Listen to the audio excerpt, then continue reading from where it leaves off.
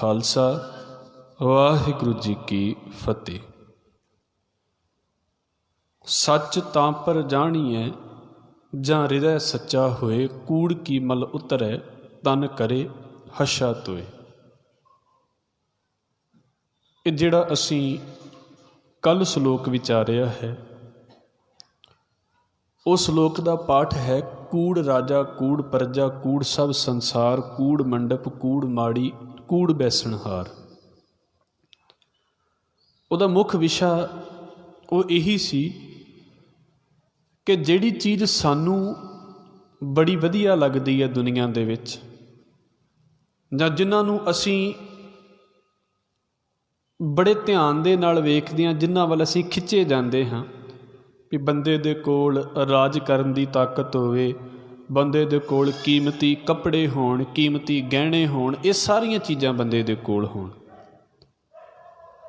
ਸਤਿਗੁਰੂ ਕਹਿੰਦੇ ਨੇ ਵੀ ਇਹ ਚੀਜ਼ਾਂ ਜਿਹੜੀਆਂ ਨੇ ਕਦੀ ਵੀ ਸਾਡੇ ਕੋਲ ਪੱਕੇ ਤੌਰ ਦੇ ਉੱਤੇ ਨਹੀਂ ਰਹਿਣਗੀਆਂ। ਜੋ ਅੱਜ ਹੈ ਇਹ ਕੱਲ੍ਹ ਨਹੀਂ ਹੋਵੇਗਾ, ਅਤੇ ਇਹ ਵੀ ਗੱਲ ਨਾਲ ਹੀ ਚੱਲਦੀ ਹੈ, ਜੋ ਅੱਜ ਨਹੀਂ ਹੈ ਉਹ ਕੱਲ੍ਹ ਨੂੰ ਕੋਲ ਹੋ ਵੀ ਸਕਦਾ ਹੈ। ਪਰ ਜ਼ਿੰਦਗੀ ਸਿਰਫ ਇੱਕ ਮਟੀਰੀਅਲ ਦੇ ਦੁਆਲੇ ਹੀ ਖਤਮ ਕਰ ਦੇਣੀ, ਇੱਕ ਪਦਾਰਥ ਦੇ ਦੁਆਲੇ ਹੀ ਖਤਮ ਕਰ ਦੇਣੀ। ਸਤਿਗੁਰੂ ਕਹਿੰਦੇ ਜਿਹੜੀਆਂ ਚੀਜ਼ਾਂ ਵਧੀਆ ਲੱਗਦੀਆਂ ਨੇ ਇਹ ਅਸਲ ਦੇ ਵਿੱਚ ਇੱਦਾਂ ਹੈ ਵੀ ਹੈ ਤੇ ਝੂਠ ਹੈ, ਪਰ ਸਾਨੂੰ ਝੂਠ ਹੀ ਮਿੱਠਾ ਲੱਗੀ ਜਾਂਦਾ ਹੈ। ਕੂੜ ਮਿੱਠਾ ਕੂੜ ਮਾਖਿਓ ਕੂੜ ਡੋਬੇ ਪੂਰ, ਇਹ ਕੂੜ ਹੀ ਸਾਨੂੰ ਬੜਾ ਮਿੱਠਾ ਲੱਗੀ ਜਾਂਦਾ ਹੈ। ਅਤੇ ਸਤਿਗੁਰੂ ਜੀ ਨੇ ਜਿਹੜਾ ਆਹ ਸ਼ਲੋਕ ਹੈ, ਦਾਤਾਰ ਨੇ ਕਿਰਪਾ ਕੀਤੀ ਹੈ। ਮਹਾਰਾਜ ਕਹਿੰਦੇ ਵੀ ਜੇ ਤੇ ਇਸ ਗੱਲ ਦੀ ਸਮਝ ਲੱਗ ਗਈ ਵੀ ਜਿਨ੍ਹਾਂ ਚੀਜ਼ਾਂ ਦੇ ਪਿੱਛੇ ਅਸੀਂ ਦੌੜਦੇ ਹਾਂ, ਜਿਹੜੀਆਂ ਚੀਜ਼ਾਂ ਦੇ ਪਿੱਛੇ ਅਸੀਂ ਜਿਹੜੀਆਂ ਚੀਜ਼ਾਂ ਸਾਨੂੰ ਅਟਰੈਕਟ ਕਰ ਲੈਂਦੀਆਂ ਨੇ, ਆਪਣੇ ਵੱਲ ਖਿੱਚ ਲੈਂਦੀਆਂ ਨੇ, ਵੀ ਇੱਦਾਂ ਦੀ ਹੀ ਜ਼ਿੰਦਗੀ ਹੋਣੀ ਚਾਹੀਦੀ ਹੈ। ਜਿੱਦਾਂ ਅੱਜ ਕੱਲ੍ਹ ਇੱਕ ਬਹੁਤ ਵੱਡਾ ਖਿਆਲ ਬਣਦਾ ਜਾ ਰਿਹਾ ਹੈ ਵੀ ਜ਼ਿੰਦਗੀ ਦਾ ਮਤਲਬ ਹੈ ਬਸ ਖਾਣਾ ਪੀਣਾ ਅਤੇ ਐਸ਼ ਕਰਨੀ, ਅਤੇ ਬਾਅਦ ਦੇ ਵਿੱਚ ਖਤਮ ਹੋ ਜਾਣਾ। ਬਸ ਆਹ ਜ਼ਿੰਦਗੀ ਦਾ ਇੱਕ ਆਸਰਾ ਅਤੇ ਇੱਕ ਜ਼ਿੰਦਗੀ ਦਾ ਇੱਦਾਂ ਕਹਿ ਲਈਏ ਵੀ ਸਲੋਗਨ ਜਿਹਾ ਬਣਦਾ ਜਾ ਰਿਹਾ। ਔਰ ਇਸ ਕਰਕੇ ਪੜ੍ਹੋ, ਤੁਸੀਂ ਇੰਨਾ ਪੜ੍ਹੋ ਵੀ ਤੁਹਾਡੇ ਅੰਦਰ ਕੋਈ ਇੱਛਾ ਰਹਿ ਨਾ ਜਾਵੇ ਵੀ ਤੁਸੀਂ ਉਸ ਇੱਛਾ ਨੂੰ ਪੂਰੀ ਨਾ ਕਰ ਸਕੋ।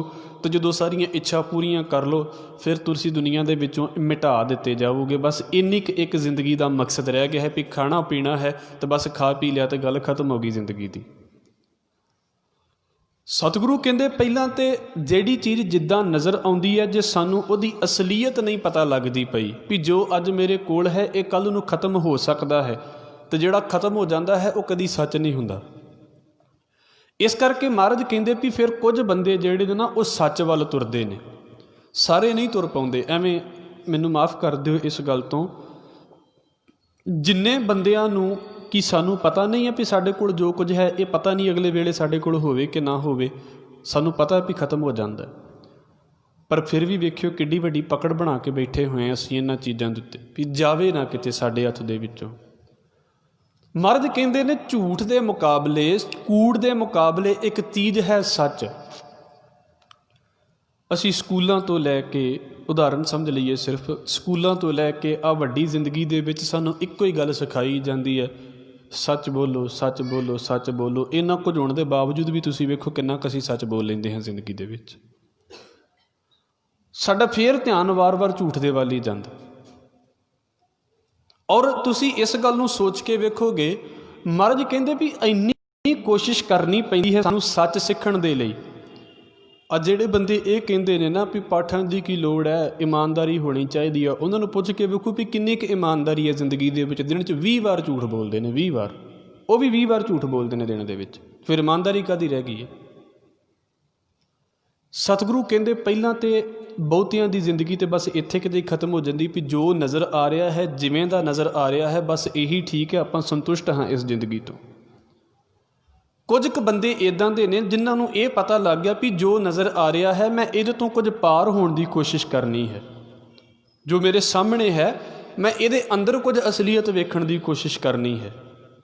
ਅਤੇ ਮਹਾਰਾਜ ਕਹਿੰਦੇ ਉਹ ਤੁਰਦੇ ਨੇ ਸੱਚ ਵਾਲੇ ਪਾਸੇ। ਅਤੇ ਮੈਂ ਕਹਿ ਦੇਵਾਂ ਸੱਚ ਵੱਲ ਤੁਰਨਾ ਸਮੇਤ ਮੇਰੇ ਐਵੇਂ ਗੱਲ ਕਹਿ ਦੇਣੀ ਵੀ ਜ਼ਿੰਦਗੀ 'ਚ ਸਦਾ ਸੱਚ ਬੋਲਣਾ ਚਾਹੀਦਾ ਹੈ, ਮੇਰੇ ਖਿਆਲ ਦੇ ਨਾਲ ਸ਼ਾਇਦ ਹੀ ਸਾਡੇ ਵਿੱਚ ਕੋਈ ਇੱਦਾਂ ਦਾ ਬੈਠਾ ਹੋਵੇਗਾ ਜਿਹਨੇ ਸਾਰੀ ਜ਼ਿੰਦਗੀ 'ਚ ਕਦੀ ਝੂਠ ਨਾ ਬੋਲਿਆ ਹੋਵੇਗਾ। ਇਹ ਨਹੀਂ ਵੀ ਵੱਡੇ ਵੱਡੇ ਝੂਠ ਬੋਲਣੇ ਸੀ, ਤੇ 5 ਮਿੰਟ ਦੇ ਉੱਤੇ ਝੂਠ ਬੋਲ ਦਿੰਦੇ ਹਾਂ। ਮੋਬਾਈਲ ਦੇ ਉੱਤੇ ਕਿੰਨੀ ਵਾਰ ਝੂਠ ਬੋਲਿਆ ਜਾਂਦਾ ਸੀ, ਜਿੱਥੇ ਹੁੰਦੇ ਵੀ ਨਹੀਂ ਅਸੀਂ ਉੱਥੇ ਹੋਣ ਦਾ ਝੂਠ ਬੋਲ ਦਿੰਦੇ ਹਾਂ। ਹੈ ਤੇ ਝੂਠ ਹੀ ਹੈ ਨਾ, ਹੈ ਤੇ ਆਦਤ ਹੈ। ਸਤਿਗੁਰੂ ਕਹਿ ਰਹੇ ਨੇ, ਭਾਈ ਸੱਚ ਤਾਂ ਪਰ ਜਾਣੀਐ ਜਾਂ ਹਿਰਦੈ ਸੱਚਾ ਹੋਏ। ਸੱਚ ਨੂੰ ਸਮਝਿਆ ਹੀ ਤਾਂ ਜਾ ਸਕਦਾ ਹੈ, ਵਾਹਿਗੁਰੂ ਨੂੰ ਸਮਝਿਆ ਹੀ ਤਾਂ ਜਾ ਸਕਦਾ ਹੈ, ਉਹਦੇ ਬਾਰੇ ਪਤਾ ਹੀ ਤਾਂ ਲੱਗ ਸਕਦਾ ਹੈ। ਕਦੋਂ?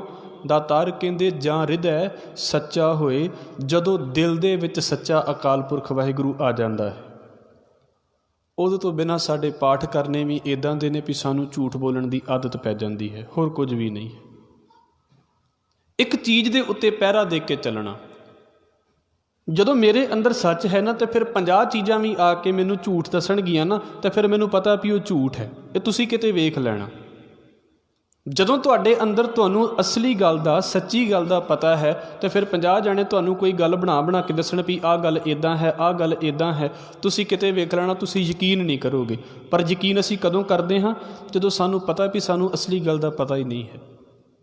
ਜਿਹੜਾ ਸੱਚਾ ਅਕਾਲ ਪੁਰਖ ਵਾਹਿਗੁਰੂ ਹੈ, ਸਤਿਗੁਰੂ ਕਹਿੰਦੇ ਜਿਨ੍ਹਾਂ ਦੇ ਅੰਦਰ ਪ੍ਰਗਟ ਹੋ ਗਿਆ ਹੈ, ਉਦੋਂ ਉਹਨਾਂ ਨੂੰ ਪਤਾ ਲੱਗ ਗਿਆ ਵੀ ਅਸੀਂ ਝੂਠ ਵਾਲੇ ਪਾਸੇ ਨਹੀਂ ਜਾਣਾ, ਅਸੀਂ ਨਕਲੀ ਚੀਜ਼ ਵਾਲੇ ਪਾਸੇ ਨਹੀਂ ਜਾਣਾ। ਮਤਲਬ ਜਿੱਦਾਂ ਦੀ ਦੁਨੀਆ ਸਾਨੂੰ ਦਿਖਾਈ ਜਾਂਦੀ ਹੈ, ਅਸੀਂ ਉੱਦਾਂ ਦੀ ਦੁਨੀਆ ਵੱਲ ਨਹੀਂ ਜਾ ਰਹੇ, ਦੁਨੀਆ ਦੀ ਅਸਲੀਅਤ ਦੇ ਵੱਲ ਜਾ ਰਹੇ। ਹਜ਼ੂਰ ਕਹਿੰਦੇ, ਸੱਚ ਤਾਂ ਪਰ ਜਾਣੀਐ ਜਾਂ ਹਿਰਦੈ ਸੱਚਾ ਹੋਏ। ਅਸੀਂ ਲੱਖਾਂ ਕੋਸ਼ਿਸ਼ਾਂ ਕਰਾਂਗੇ ਨਾ ਸੱਚ ਬੋਲਣਾ, ਸੱਚ ਬੋਲਣਾ, ਤੁਸੀਂ ਵੇਖ ਲਿਓ ਫਿਰ ਕਿਤੇ ਨਾ ਕਿਤੇ ਮੌਕੇ ਦੇ ਉੱਤੇ ਆ ਕੇ ਝੂਠ ਬੋਲ ਦੇਵਾਂਗੇ। ਫਿਰ ਮੌਕੇ 'ਤੇ ਆ ਕੇ ਲੱਖਾਂ ਪਾਠ ਕਰ ਲਏ ਜਾਣ, ਲੱਖਾਂ ਪੂਜਾ ਕਰ ਲਈਆਂ ਜਾਣ, ਬੰਦਾ ਫਿਰ ਝੂਠ ਬੋਲੀ ਜਾਂਦਾ। ਹਜ਼ੂਰ ਕਹਿੰਦੇ ਨੇ, ਉਹ ਸੱਚ ਬੋਲਣ ਦੀ ਆਦਤ, ਸੱਚ ਬੋਲਣ ਦੀ ਵਾਦੀ ਉਹ ਤਾਂ ਹੀ ਅੰਦਰ ਬਣਦੀ ਹੈ ਜੇ ਅੰਦਰ ਮਾਲਕ ਪ੍ਰਗਟ ਹੋਵੇ। ਨਹੀਂ ਤਾਂ ਥੋੜ੍ਹਾ ਜਿਹਾ ਮਾੜੀ ਦੀ ਵੀ ਜਾਨ ਸਾਨੂੰ ਖਤਰੇ 'ਚ ਲੱਗਦੀ ਹੈ ਨਾ ਸੱਚ ਬੋਲਣ ਕਰਕੇ, ਅਸੀਂ ਉਸੇ ਵੇਲੇ ਝੂਠ ਬੋਲ ਦਿੰਦੇ। ਸੱਚ ਦਾ ਸਿੱਧਾ ਹੀ ਸੰਬੰਧ ਜਿਹੜਾ ਹੈ ਨਾ, ਉਹ ਇੱਦਾਂ ਕਹਿ ਲਈਏ ਵੀ ਸੱਚ ਬੋਲਿਆ ਤਾਂ ਉੱਥੇ ਖੜ੍ਹਨਾ ਪੈਂਦਾ। ਝੂਠ ਬੋਲਣ ਲਈ ਬੜਾ ਸੌਖਾ, ਆਪਣੀ ਜਾਨ ਬਚ ਜਾਂਦੀ ਹੈ।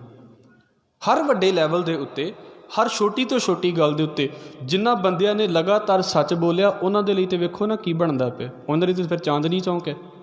ਜਿਹੜਾ ਸੱਚ ਬੋਲਦਾ ਹੈ ਉਹਦੇ ਲਈ ਚਾਂਦਨੀ ਚੌਂਕ ਹੈ। ਝੂਠ ਬੋਲਣ ਵਾਲਾ ਜਿੱਥੇ ਮਰਜ਼ੀ ਚਲਾ ਜਾਵੇ। ਜਿਹੜਾ ਸੱਚ ਬੋਲਦਾ ਹੈ ਉਹਦੇ ਲਈ ਤੱਤੀ ਤਵੀ ਹੈ। ਝੂਠ ਬੋਲਣ ਵਾਲਾ ਜੋ ਮਰਜ਼ੀ ਖਰੀਦੀ ਜਾਵੇ। ਝੂਠ ਬੋਲਣ ਦੇ ਨਾਲ ਕੀ ਹੁੰਦਾ? ਤੁਸੀਂ ਦੇਖ ਲਓ, ਦਫ਼ਤਰਾਂ 'ਚ ਲੋਕ ਕੰਮ ਕਰਦੇ ਨੇ ਜਿਹੜੇ ਇੱਦਾਂ ਕਹਿ ਲਈਏ ਵੀ ਜਿਹੜੇ ਝੂਠ ਬੋਲਦੇ ਨੇ ਜਾਂ ਚਾਪਲੂਸੀਆਂ ਕਰਦੇ ਨੇ, ਸਭ ਤੋਂ ਛੇਤੀ ਅੱਗੇ ਨਿਕਲ ਜਾਂਦੇ ਨੇ। ਜਿਹੜਾ ਸੱਚ ਵਾਲਾ ਉਹਨੂੰ ਤਾਂ ਪੁੱਛਿਆ ਵੀ ਨਹੀਂ ਜਾ ਰਿਹਾ ਹੁੰਦਾ ਉੱਥੇ। ਪਰ ਦੁਨੀਆ ਕੌਣ ਮੰਨਦੀ ਇਸ ਗੱਲ ਨੂੰ? ਉਹ ਕਹਿੰਦੇ ਨੇ ਵੀ ਅਸੀਂ ਅੱਗੇ ਨਿਕਲਣਾ ਹੈ। ਅੱਗੇ ਨਿਕਲਣ ਦਾ ਮਕਸਦ ਰਹਿ ਗਿਆ ਹੈ, ਝੂਠ ਬੋਲ ਕੇ ਨਿਕਲਿਆ ਜਾਵੇ, ਧੋਖੇ ਕਰਕੇ ਨਿਕਲਿਆ ਜਾਵੇ, ਬਸ ਅੱਗੇ ਨਿਕਲਣਾ ਹੈ। ਸਤਿਗੁਰੂ ਕਹਿੰਦੇ ਫਿਰ ਕੁਝ ਬੰਦੇ ਇੱਦਾਂ ਦੇ ਹੁੰਦੇ ਨੇ ਜਿਨ੍ਹਾਂ ਦਾ ਮਤਲਬ ਸਿਰਫ ਇਹ ਰਹਿ ਗਿਆ ਵੀ ਅਸੀਂ ਸੱਚ ਵਾਲੇ ਪਾਸੇ ਦੇ ਉੱਤੇ ਚੱਲਣਾ ਹੈ। ਕੋਈ ਮਤਲਬ ਨਹੀਂ ਵੀ ਤੁਹਾਡੇ ਨਾਲ ਕਿੰਨੀ ਦੁਨੀਆ ਖੜੀ ਹੈ, ਕੋਈ ਮਤਲਬ ਨਹੀਂ ਵੀ ਤੁਹਾਡੇ ਨਾਲ ਕਿੰਨੀ ਦੁਨੀਆ ਨਹੀਂ ਖੜੀ ਹੈ। ਤੁਸੀਂ ਆਪਣੇ ਆਪ ਨੂੰ ਕਿੰਨਾ ਜਸਟੀਫਾਈ ਕਰ ਸਕਦੇ ਜੀ?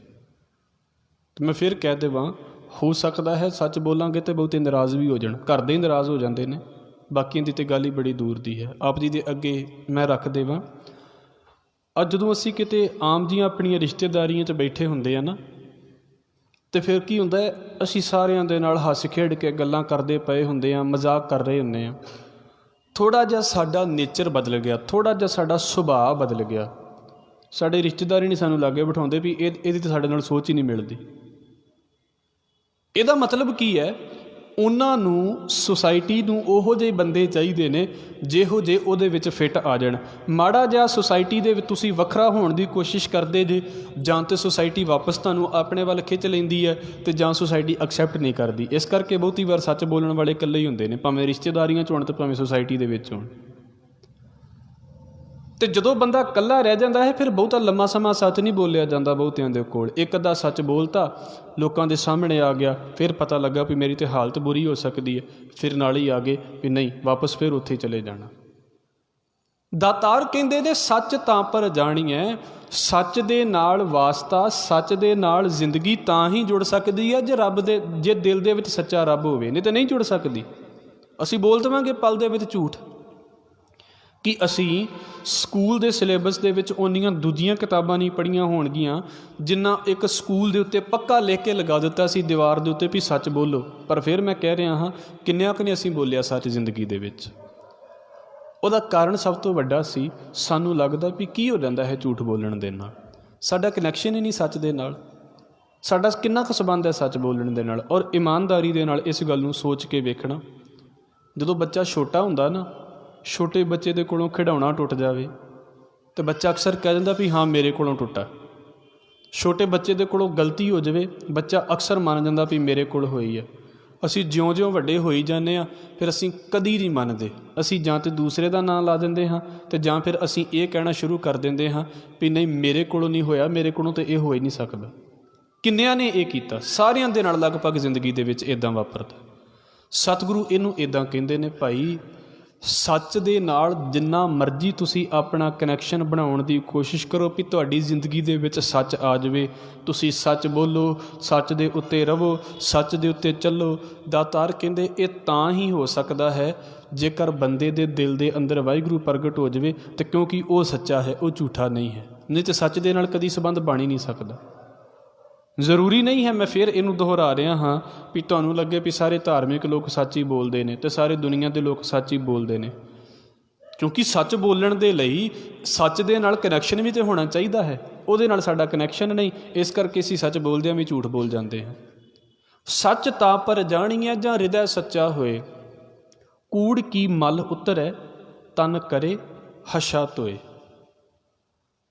ਇੱਦਾਂ ਸਮਝ ਲਈਏ ਇਸ ਚੀਜ਼ ਨੂੰ, ਅਸੀਂ ਜਿੰਨਾ ਜਿੰਨਾ ਝੂਠ ਬੋਲਦੇ ਹਾਂ ਨਾ ਜ਼ਿੰਦਗੀ ਦੇ ਵਿੱਚ, ਕਿਉਂਕਿ ਇਹਨਾਂ ਗੱਲਾਂ ਨੂੰ ਨਾ ਅੱਜ ਕੋਈ ਬਹੁਤੀ ਅਹਿਮੀਅਤ ਨਹੀਂ ਦਿੱਤੀ ਜਾਂਦੀ।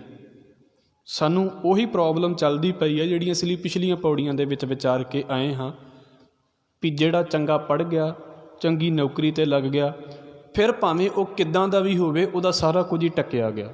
ਫਿਰ ਭਾਵੇਂ ਸਿਰੇ ਦਾ ਝੂਠਾ ਹੋਵੇ, ਧੋਖਾ ਕਰਨ ਵਾਲਾ ਹੋਵੇ, ਬੁਰਾ ਬੋਲਣ ਵਾਲਾ ਹੋਵੇ, ਲੋਕ ਸਿਰਫ ਇਹੋ ਕਹਿ ਕੇ ਸਵੀਕਾਰ ਕਰ ਲੈਂਦੇ ਨੇ ਕੋਈ ਨਹੀਂ ਕਮਾਈ ਤਾਂ ਕਰਦਾ ਪਿਆ ਹੈ ਨਾ। ਸਾਡਾ ਮਕਸਦ ਸਿਰਫ ਇੱਥੇ ਕਿ ਜਾ ਕੇ ਖੜ੍ਹ ਗਿਆ। ਫਿਰ ਝੂਠ ਬੋਲਦਾ ਹੋਵੇ ਕੋਈ ਨਹੀਂ, ਫਿਰ ਕੀ ਕਮਾਈ ਕਰਦਾ ਹੈ। ਨਸ਼ਾ ਕਰਦਾ ਹੋਵੇ ਕੋਈ ਨਹੀਂ, ਕਮਾਈ ਕਰਦਾ ਹੈ। ਧੋਖਾ ਕਰਦਾ ਹੋਵੇ ਕੋਈ ਨਹੀਂ, ਕਮਾਈ ਕਰਦਾ ਪਿਆ ਹੈ। ਕਿਉਂਕਿ ਸਾਡਾ ਕੀ ਸਿਸਟਮ ਰਹਿ ਗਿਆ ਹੈ, ਅਸੀਂ ਹਰ ਇੱਕ ਚੀਜ਼ ਦੇ ਵਿੱਚ ਨਾ ਆਪਣਾ ਪ੍ਰੋਫਿਟ ਵੇਖਦੇ ਪਏ ਹਾਂ ਵੀ ਫਾਇਦਾ ਕੀ ਹੋ ਰਿਹਾ ਹੈ। ਇਹੀ ਗੱਲ ਗੁਰੂ ਨਾਨਕ ਸਾਹਿਬ ਮਹਾਰਾਜ ਨੂੰ ਕਹੀ ਸੀ। ਗੁਰੂ ਨਾਨਕ ਸਾਹਿਬ ਨੂੰ ਸਿੱਧਾ ਨੇ ਸਵਾਲ ਕੀਤਾ ਸੀ ਨਾ ਵੀ ਧਰਤੀ ਦਾ ਕੀ ਹਾਲ ਹੈ, ਦੁਨੀਆ ਦਾ ਕੀ ਹਾਲ ਹੈ। ਅਤੇ ਮਹਾਰਾਜ ਕਹਿੰਦੇ ਨੇ ਵੀ ਇਸਤਰੀ ਅਤੇ ਪੁਰਸ਼ ਦਾ ਸੰਬੰਧ ਇੱਥੇ ਕਿ ਜੇ ਖੜਾ ਹੋਇਆ ਹੈ, ਇਸਤਰੀ ਪੁਰਖ ਹੈ ਦਾਮ ਹਿਤ ਭਾਵੇਂ ਆਏ ਕਿਥਾਊ ਜਾਈ। ਇਹ ਸੁਣਨ ਨੂੰ ਬੁਰਾ ਲੱਗ ਸਕਦਾ ਹੈ, ਪਰ ਮੈਨੂੰ ਮਾਫ਼ ਕਰਿਓ, ਬਹੁਤਿਆਂ ਦੇ ਰਿਸ਼ਤੇ ਸਿਰਫ ਇਸੇ ਗੱਲ ਦੇ ਉੱਤੇ ਟਿਕੇ ਹੋਏ ਨੇ ਵੀ ਚੱਲ ਕਮਾਈ ਕਰਦਾ ਪਿਆ ਹੈ, ਕਮਾਈ ਨਹੀਂ ਕਰੇਗਾ ਤਾਂ ਫਿਰ ਅਸੀਂ ਕੁਝ ਸੋਚ ਵੀ ਲਵਾਂਗੇ। ਕੋਈ ਨਹੀਂ, ਕੁਝ ਵੀ ਜੋ ਕਰਦਾ ਹੈ ਕਰਦਾ ਰਹਿਣ ਦੋ, ਉਹਨੂੰ ਕਮਾਈ ਤੇ ਕਰਕੇ ਦੇ ਰਿਹਾ ਹੈ ਨਾ। ਉਹ ਰਿਸ਼ਤਾ ਕਾਹਦਾ ਹੋਇਆ ਤੇ ਕਮਾਈ ਦੇ ਉੱਤੇ ਟਿਕਿਆ ਹੋਇਆ। ਇਸਤਰੀ ਪੁਰਖ ਹੈ ਦਾਮ ਹਿਤ। ਇਸਤਰੀ ਅਤੇ ਪੁਰਸ਼ ਦਾ ਪਿਆਰ ਜਿਹੜਾ ਹੈ ਨਾ ਉਹ ਮਟੀਰੀਅਲ ਦੇ ਉੱਤੇ ਅਤੇ ਪੈਸੇ ਦੇ ਉੱਤੇ ਖੜਾ ਹੋਇਆ ਹੈ। ਜਿੱਦਣ ਇਸ ਚੀਜ਼ ਦੇ ਵਿੱਚ ਥੋੜ੍ਹਾ ਜਿਹਾ ਉਤਰਾਅ ਚੜ੍ਹਾਅ ਆ ਗਿਆ, ਫਿਰ ਵੇਖਣਾ ਕੀ ਬਣਦਾ ਜ਼ਿੰਦਗੀ ਦੇ ਵਿੱਚ। ਭਾਵੇਂ ਆਵੇ ਕਿਥਾਊ ਜਾਈ, ਉਹਨੂੰ ਮਤਲਬ ਨਹੀਂ ਕੋਈ ਕਿੱਥੇ ਜਾ ਰਿਹਾ ਹੈ ਕਿੱਥੇ ਨਹੀਂ ਜਾ ਰਿਹਾ। ਉਹਨੂੰ ਤਾਂ ਇਸ ਗੱਲ ਦੇ ਨਾਲ ਮਤਲਬ ਹੈ ਵੀ ਸਾਡਾ ਖਰਚਾ ਚੱਲੀ ਜਾ ਰਿਹਾ, ਜਿੱਥੋਂ ਮਰਜ਼ੀ ਆ ਰਿਹਾ, ਸਾਨੂੰ ਉਹਦੇ ਨਾਲ ਕੀ ਲੱਗੇ। ਜਿੰਨੀ ਵਾਰ ਵੀ ਜ਼ਿੰਦਗੀ ਦੇ ਵਿੱਚ ਇਹਨੂੰ ਛੋਟਾ ਕਰਕੇ ਨਾ ਸਮਝ ਲੈਣਾ, ਮੇਰੇ ਲਈ ਵੀ ਇਹ ਗੱਲ ਓਨੀ ਹੀ ਜ਼ਰੂਰੀ ਹੈ ਜਿੰਨਾ ਜ਼ਿੰਦਗੀ ਦੇ ਵਿੱਚ ਝੂਠ ਬੋਲਦੇ ਹਾਂ, ਇੱਕ ਫਰੀ ਦੀ ਪੰਡ ਸਿਰ ਦੇ ਉੱਤੇ ਲੱਦ ਲੈਂਦੇ ਹਾਂ, ਕਿਉਂਕਿ ਫਿਰ ਉਸ ਚੀਜ਼ ਨੂੰ ਪ੍ਰੋਟੈਕਟ ਕਰਨਾ ਪੈਂਦਾ ਸਾਨੂੰ। ਇੱਕ ਗੱਲ ਆਪਾਂ ਪੜ੍ਹਦੇ ਹੋਵਾਂਗੇ ਸ਼ਾਇਦ ਵੀ ਇੱਕ ਝੂਠ ਨੂੰ ਲੁਕਾਉਣ ਦੇ ਲਈ ਫਿਰ ਸਾਨੂੰ ਕਿੰਨੇ ਝੂਠ ਬੋਲਣੇ ਪਏ। ਇੱਕ ਝੂਠ ਨੂੰ ਅਸੀਂ ਲੁਕਾਇਆ ਵੀ ਨਹੀਂ ਇਹ ਇੱਦਾਂ ਨਹੀਂ ਸੀ, ਜੇ ਉਦੋਂ ਹੀ ਸੱਚ ਬੋਲ ਦਿੰਦੇ ਤਾਂ ਬਹੁਤੀਆਂ ਗੱਲਾਂ ਦਾ ਭੋਗ ਪੈ ਜਾਣਾ ਸੀ, ਬਹੁਤੀਆਂ ਗੱਲਾਂ ਖਤਮ ਹੋ ਜਾਣੀਆਂ ਸੀ। ਪਰ ਸਾਨੂੰ ਲੱਗਾ ਵੀ ਜੇ ਸੱਚ ਬੋਲਤਾ ਸਾਡੇ ਨਾਲ ਕਈ ਨਾਰਾਜ਼ ਹੋ ਜਾਣਗੇ, ਜੇ ਸੱਚ ਬੋਲਤਾ ਤਾਂ ਸਾਡੇ ਉੱਤੇ ਕੋਈ ਇਹੋ ਜਿਹੀ ਕਾਰਵਾਈ ਹੋ ਜਾਵੇਗੀ। ਔਰ ਬਸ ਉਸੇ ਚੀਜ਼ ਤੋਂ ਬਚਿਆ ਅਸੀਂ ਇੱਕ ਝੂਠ ਬੋਲਿਆ, ਫਿਰ ਉਸ ਝੂਠ ਨੂੰ ਸਹੀ ਕਰਨ ਦੇ ਲਈ ਅਸੀਂ ਹਜ਼ਾਰਾਂ ਝੂਠ ਇੱਦਾਂ ਦੇ ਬੋਲ ਦਿੱਤੇ ਨੇ। ਔਰ ਕਿਤਾਬਾਂ ਦੀਆਂ ਕਿਤਾਬਾਂ ਸਾਡੀਆਂ ਝੂਠ ਦੀਆਂ ਲਿਖੀਆਂ ਜਾ ਸਕਦੀਆਂ ਨੇ। ਆਪਣੇ ਆਪ ਨੂੰ ਜਸਟੀਫਾਈ ਕਰਨ ਦੇ ਲਈ ਇੱਕ ਝੂਠ ਤੋਂ ਅਗਲੇ ਝੂਠ ਦੇ ਵਿੱਚ, ਇੱਕ ਝੂਠ ਤੋਂ ਅਗਲੇ ਝੂਠ ਦੇ ਵਿੱਚ, ਅਤੇ ਜਿੰਨੇ ਝੂਠ ਬੋਲੀ ਜਾ ਰਹੇ ਹਨ ਸਮਝ ਲਓ ਵੀ ਓਨੇ ਝੂਠ ਆਪਣੇ ਉੱਤੇ ਭਾਰ ਲੱਦੀ ਜਾ ਰਹੇ ਹਾਂ। ਹੈ ਤਾਂ ਝੂਠ ਕੁਝ ਵੀ ਨਹੀਂ ਹੈ। ਸਾਨੂੰ ਕੋਈ ਕਹਿ ਦੇਵੇ ਵੀ ਮੈਂ ਸਿਰ ਦੇ ਉੱਤੇ ਝੂਠ ਦੀ ਪੰਡ ਚੁੱਕੀ ਹੋਈ ਹੈ, ਕੀ ਹੈ ਝੂਠ ਦੀ ਪੰਡ? ਕੁਝ ਵੀ ਨਹੀਂ ਹੈ, ਪਰ ਚੁੱਕੀ ਤਾਂ ਸਾਰਿਆਂ ਨੇ ਹੋਈ ਹੈ। ਝੂਠ ਕੀ ਹੈਸੀਅਤ ਰੱਖਦਾ ਹੈ, ਪਰ ਬੋਲ ਅਸੀਂ ਸਾਰੇ ਹੀ ਲੈਂਦੇ ਹਾਂ। ਅਤੇ ਇਹ ਉਦੋਂ ਹੀ ਸਾਡੇ ਹਿੱਸੇ ਆਉਂਦਾ ਹੈ ਜਦੋਂ ਬੋਲਦੇ ਹਾਂ, ਜਦੋਂ ਨਹੀਂ ਬੋਲਿਆ ਜਾ ਰਿਹਾ ਸਾਡੇ ਹਿੱਸੇ ਨਹੀਂ ਹੈ। ਬੱਚੇ ਦੇ ਅਕਾਊਂਟ ਦੇ ਵਿੱਚ ਕਿੰਨਾ ਕੁ ਝੂਠ ਪਿਆ ਹੋਇਆ ਅਤੇ ਸਾਡੇ ਵਿੱਚ ਵੇਖ ਲਓ ਕਿੰਨਾ ਪਿਆ ਹੋਇਆ। ਮਹਾਰਾਜ ਕਹਿੰਦੇ ਜਿੰਨਾ ਜਿੰਨਾ ਤੁਸੀਂ ਸੱਚ ਵੱਲ ਤੁਰ ਪਏ, ਜਿੰਨਾ ਜਿੰਨਾ ਤੁਸੀਂ ਸੱਚ ਨੂੰ ਆਪਣਾ ਸੁਭਾਅ ਬਣਾ ਲਿਆ, ਇਹ ਇੱਕ ਦਿਨ ਦੀ ਆਦਤ ਨਹੀਂ ਹੁੰਦੀ। ਮੈਂ ਫਿਰ ਕਹਿ ਦੇਵਾਂ ਵੀ ਅਜੇ ਕੱਲ੍ਹ ਝੂਠ ਬੋਲਣ ਦੀ ਆਦਤ ਸੀ ਅਤੇ ਅਗਲੇ ਦਿਨ ਜਿਹੜਾ ਹੈ ਨਾ ਸੱਚ ਬੋਲ ਦਿੱਤਾ। ਬੜੀ ਹਿੰਮਤ ਚਾਹੀਦੀ ਹੈ, ਬੜੀ ਦਲੇਰੀ ਚਾਹੀਦੀ ਹੈ ਸੱਚ ਬੋਲਣ ਦੀ ਜ਼ਿੰਦਗੀ ਦੇ ਵਿੱਚ। ਅਸੀਂ ਤਾਂ ਰਿਸ਼ਤੇਦਾਰੀਆਂ 'ਚ ਸੱਚ ਨਹੀਂ ਬੋਲ ਪਾਉਂਦੇ, ਅਸੀਂ ਰਿਸ਼ਤੇਦਾਰੀਆਂ 'ਚ ਸੱਚ ਨਹੀਂ ਬੋਲ ਪਾਉਂਦੇ। ਦੁਨੀਆ ਲਈ ਸੱਚ ਬੋਲਣ ਦੀ ਤਾਂ ਗੱਲ ਹੀ ਬੜੀ ਦੂਰ ਦੀ ਹੈ। ਸਾਨੂੰ ਪਤਾ ਵੀ ਹੋ ਰਿਹਾ ਹੋਵੇ ਨਾ ਵੀ ਆਹ ਚੀਜ਼ ਰਿਸ਼ਤੇਦਾਰੀ 'ਚ ਗਲਤ ਹੁੰਦੀ ਹੈ, ਪਰ ਅਸੀਂ ਦੱਬ ਜਾਂਦੇ ਹਾਂ। ਕਿਉਂ? ਕੋਈ ਨਾਰਾਜ਼ ਹੀ ਨਾ ਹੋ ਜਾਵੇ। ਕਿਉਂ? ਕਿਉਂਕਿ ਸਾਨੂੰ ਹੁੰਦਾ ਵੀ ਅਸੀਂ ਬਚੀਏ, ਸਾਨੂੰ ਕੀ ਲੱਗੇ ਕਿਸੇ ਦੇ ਨਾਲ। ਅਤੇ ਉਹ ਬੰਦੇ ਵੇਖੋ ਜਿਹੜੇ ਹਰ ਪਾਸੇ ਸੱਚ ਨੂੰ ਲੈ ਕੇ ਤੁਰੇ ਫਿਰਦੇ ਨੇ ਵੀ ਆਹ ਗਲਤ ਹੋ ਰਿਹਾ ਹੈ, ਅਸੀਂ ਉਹਦੇ ਬਾਰੇ ਬੋਲਣਾ ਹੈ। ਉਹਨਾਂ ਦੇ ਨਾਲ ਕੀ ਸਲੂਕ ਹੁੰਦਾ ਹੈ? ਸੱਚ ਬੋਲਾਂਗੇ ਤਾਂ ਸਾਡੇ ਨਾਲ ਵੀ ਇਹੋ ਸਲੂਕ ਹੁੰਦਾ। ਗੁਰੂ ਸਾਹਿਬ ਕੀ ਕਹਿ ਰਹੇ ਨੇ? ਭਾਈ ਜਿੰਨਾ ਤੁਸੀਂ ਝੂਠ ਵੱਲ ਜਾਂਦੇ ਜੇ, ਜਿੰਨਾ ਅਸੀਂ ਝੂਠ ਵੱਲ ਜਾਂਦੇ ਹਾਂ, ਓਨਾ ਫਰੀ ਦਾ ਭਾਰ ਆਪਣੇ ਉੱਤੇ ਲੱਦੀ ਜਾਂਦੇ ਹਾਂ। ਬੁਰਾ ਨਾ ਮਨਾਇਓ, ਮੈਂ ਕਹਿ ਦੇਵਾਂ ਜਿਹੜੀ ਗੱਲ ਦੇ ਲਈ ਅਸੀਂ ਸਵੇਰੇ ਝੂਠ ਬੋਲਿਆ ਹੋਵੇਗਾ ਨਾ, ਸ਼ਾਮਾਂ ਤੱਕ ਉਹਦੇ ਲਈ ਬਰਡਨ ਸਾਡੇ ਮਨ ਦੇ ਉੱਤੇ ਰਹਿੰਦਾ। ਕਿਉਂਕਿ ਕਿਸੇ ਨੂੰ ਨਾ ਪਤਾ ਹੋਵੇ, ਮੈਨੂੰ ਤਾਂ ਪਤਾ ਨਾ ਮੈਂ ਝੂਠ ਬੋਲਿਆ। ਅਤੇ ਜੇ ਪਹਿਲਾਂ ਹੀ ਸੱਚ ਬੋਲ ਦਿੱਤਾ ਤਾਂ ਸਰੀਰ ਆਰਾਮ ਦੇ ਨਾਲ ਹੌਲਾ ਹੈ, ਕੋਈ ਚਿੰਤਾ ਨਹੀਂ, ਕੋਈ ਕੁਝ ਨਹੀਂ, ਪਤਾ ਵੀ ਸੱਚ ਬੋਲ ਦਿੱਤਾ ਹੈ ਅਤੇ ਗੱਲ ਖਤਮ ਹੋ ਗਈ ਹੈ। ਸੱਚ ਤਾਂ ਕਦੀ ਬਦਲੇਗਾ ਨਹੀਂ ਨਾ। ਅਤੇ ਜਿਹੜਾ ਝੂਠ ਬੋਲਿਆ ਹੈ ਉਹਨੂੰ 5ਵੇਂ ਦਿਨ ਬਾਅਦ ਵੀ ਚਿੰਤਾ ਹੈ ਵੀ ਮੈਂ ਬੋਲਿਆ ਅਤੇ ਝੂਠ ਸੀ। ਜਿੱਦਣ ਫੜਿਆ ਗਿਆ ਮੇਰੀ 5 ਦਿਨਾਂ ਦੀ ਜਿਹੜੀ ਗੱਲ ਹੈ ਉਹ ਨਾਲ ਹੀ ਬਦਨਾਮੀ ਵੱਖਰੀ ਹੋਣੀ ਹੈ। ਉਹ 5 ਦਿਨਾਂ ਬਾਅਦ ਵੀ ਜਾਗੇਗੀ। ਜਿਹੜਾ ਸੱਚ ਦੇ ਉੱਤੇ ਜਿੰਦਾ ਪਿਆ ਹੈ ਉਹਨੂੰ ਕਾਹਦਾ ਡਰ ਹੈ? ਜੋ ਸੱਚ ਹੈ ਉਹਨੂੰ ਕੋਈ ਡਰ ਨਹੀਂ, ਪਰ ਜਿਹੜਾ ਝੂਠ ਹੈ ਉਹਨੂੰ 20 ਸਾਲਾਂ ਬਾਅਦ ਵੀ ਡਰ ਹੈ ਵੀ ਆਹ ਝੂਠ ਸੀ। ਦਾਤਾਰ ਕਹਿੰਦੇ ਕਿਉਂ ਅਸੀਂ ਇੱਕ ਫਰੀ ਦਾ ਭਾਰ ਸਿਰ ਦੇ ਉੱਤੇ ਲੱਦ ਲੈਂਦੇ ਹਾਂ। ਇਹਦੇ ਬਾਰੇ ਨਾ ਮੈਂ ਫਿਰ ਕਹਿ ਦੇਵਾਂ, ਲੈਕਚਰ ਕਰਨਾ ਬੜਾ ਸੌਖਾ ਜੇ ਵੀ ਝੂਠ ਨਹੀਂ ਬੋਲਣਾ ਚਾਹੀਦਾ। ਅਤੇ ਝੂਠ ਦਾ ਮਤਲਬ ਇਹ ਨਹੀਂ ਹੈ ਵੀ ਕੋਈ ਮੈਨੂੰ ਆ ਕੇ ਪੁੱਛੇ ਵੀ ਪਾਣੀ ਪੀਤਾ ਅਤੇ ਮੈਂ ਕਹਾਂ ਜੀ ਨਹੀਂ ਪੀਤਾ। ਇਹ ਤਾਂ ਆਮ ਜਿਹੀਆਂ ਗੱਲਾਂ ਨੇ ਝੂਠ ਦੀਆਂ। ਇਹਦੇ ਬਾਰੇ ਤੁਸੀਂ ਬੋਲ ਵੀ ਦਿਓ ਪੀਤਾ ਨਹੀਂ ਪੀਤਾ, ਕੀ ਫਰਕ ਪੈ ਰਿਹਾ ਇਹਨਾਂ ਗੱਲਾਂ ਦੇ ਨਾਲ? ਇਹ ਤਾਂ ਨੋਰਮਲ ਜਿਹੀਆਂ ਗੱਲਾਂ ਨੇ।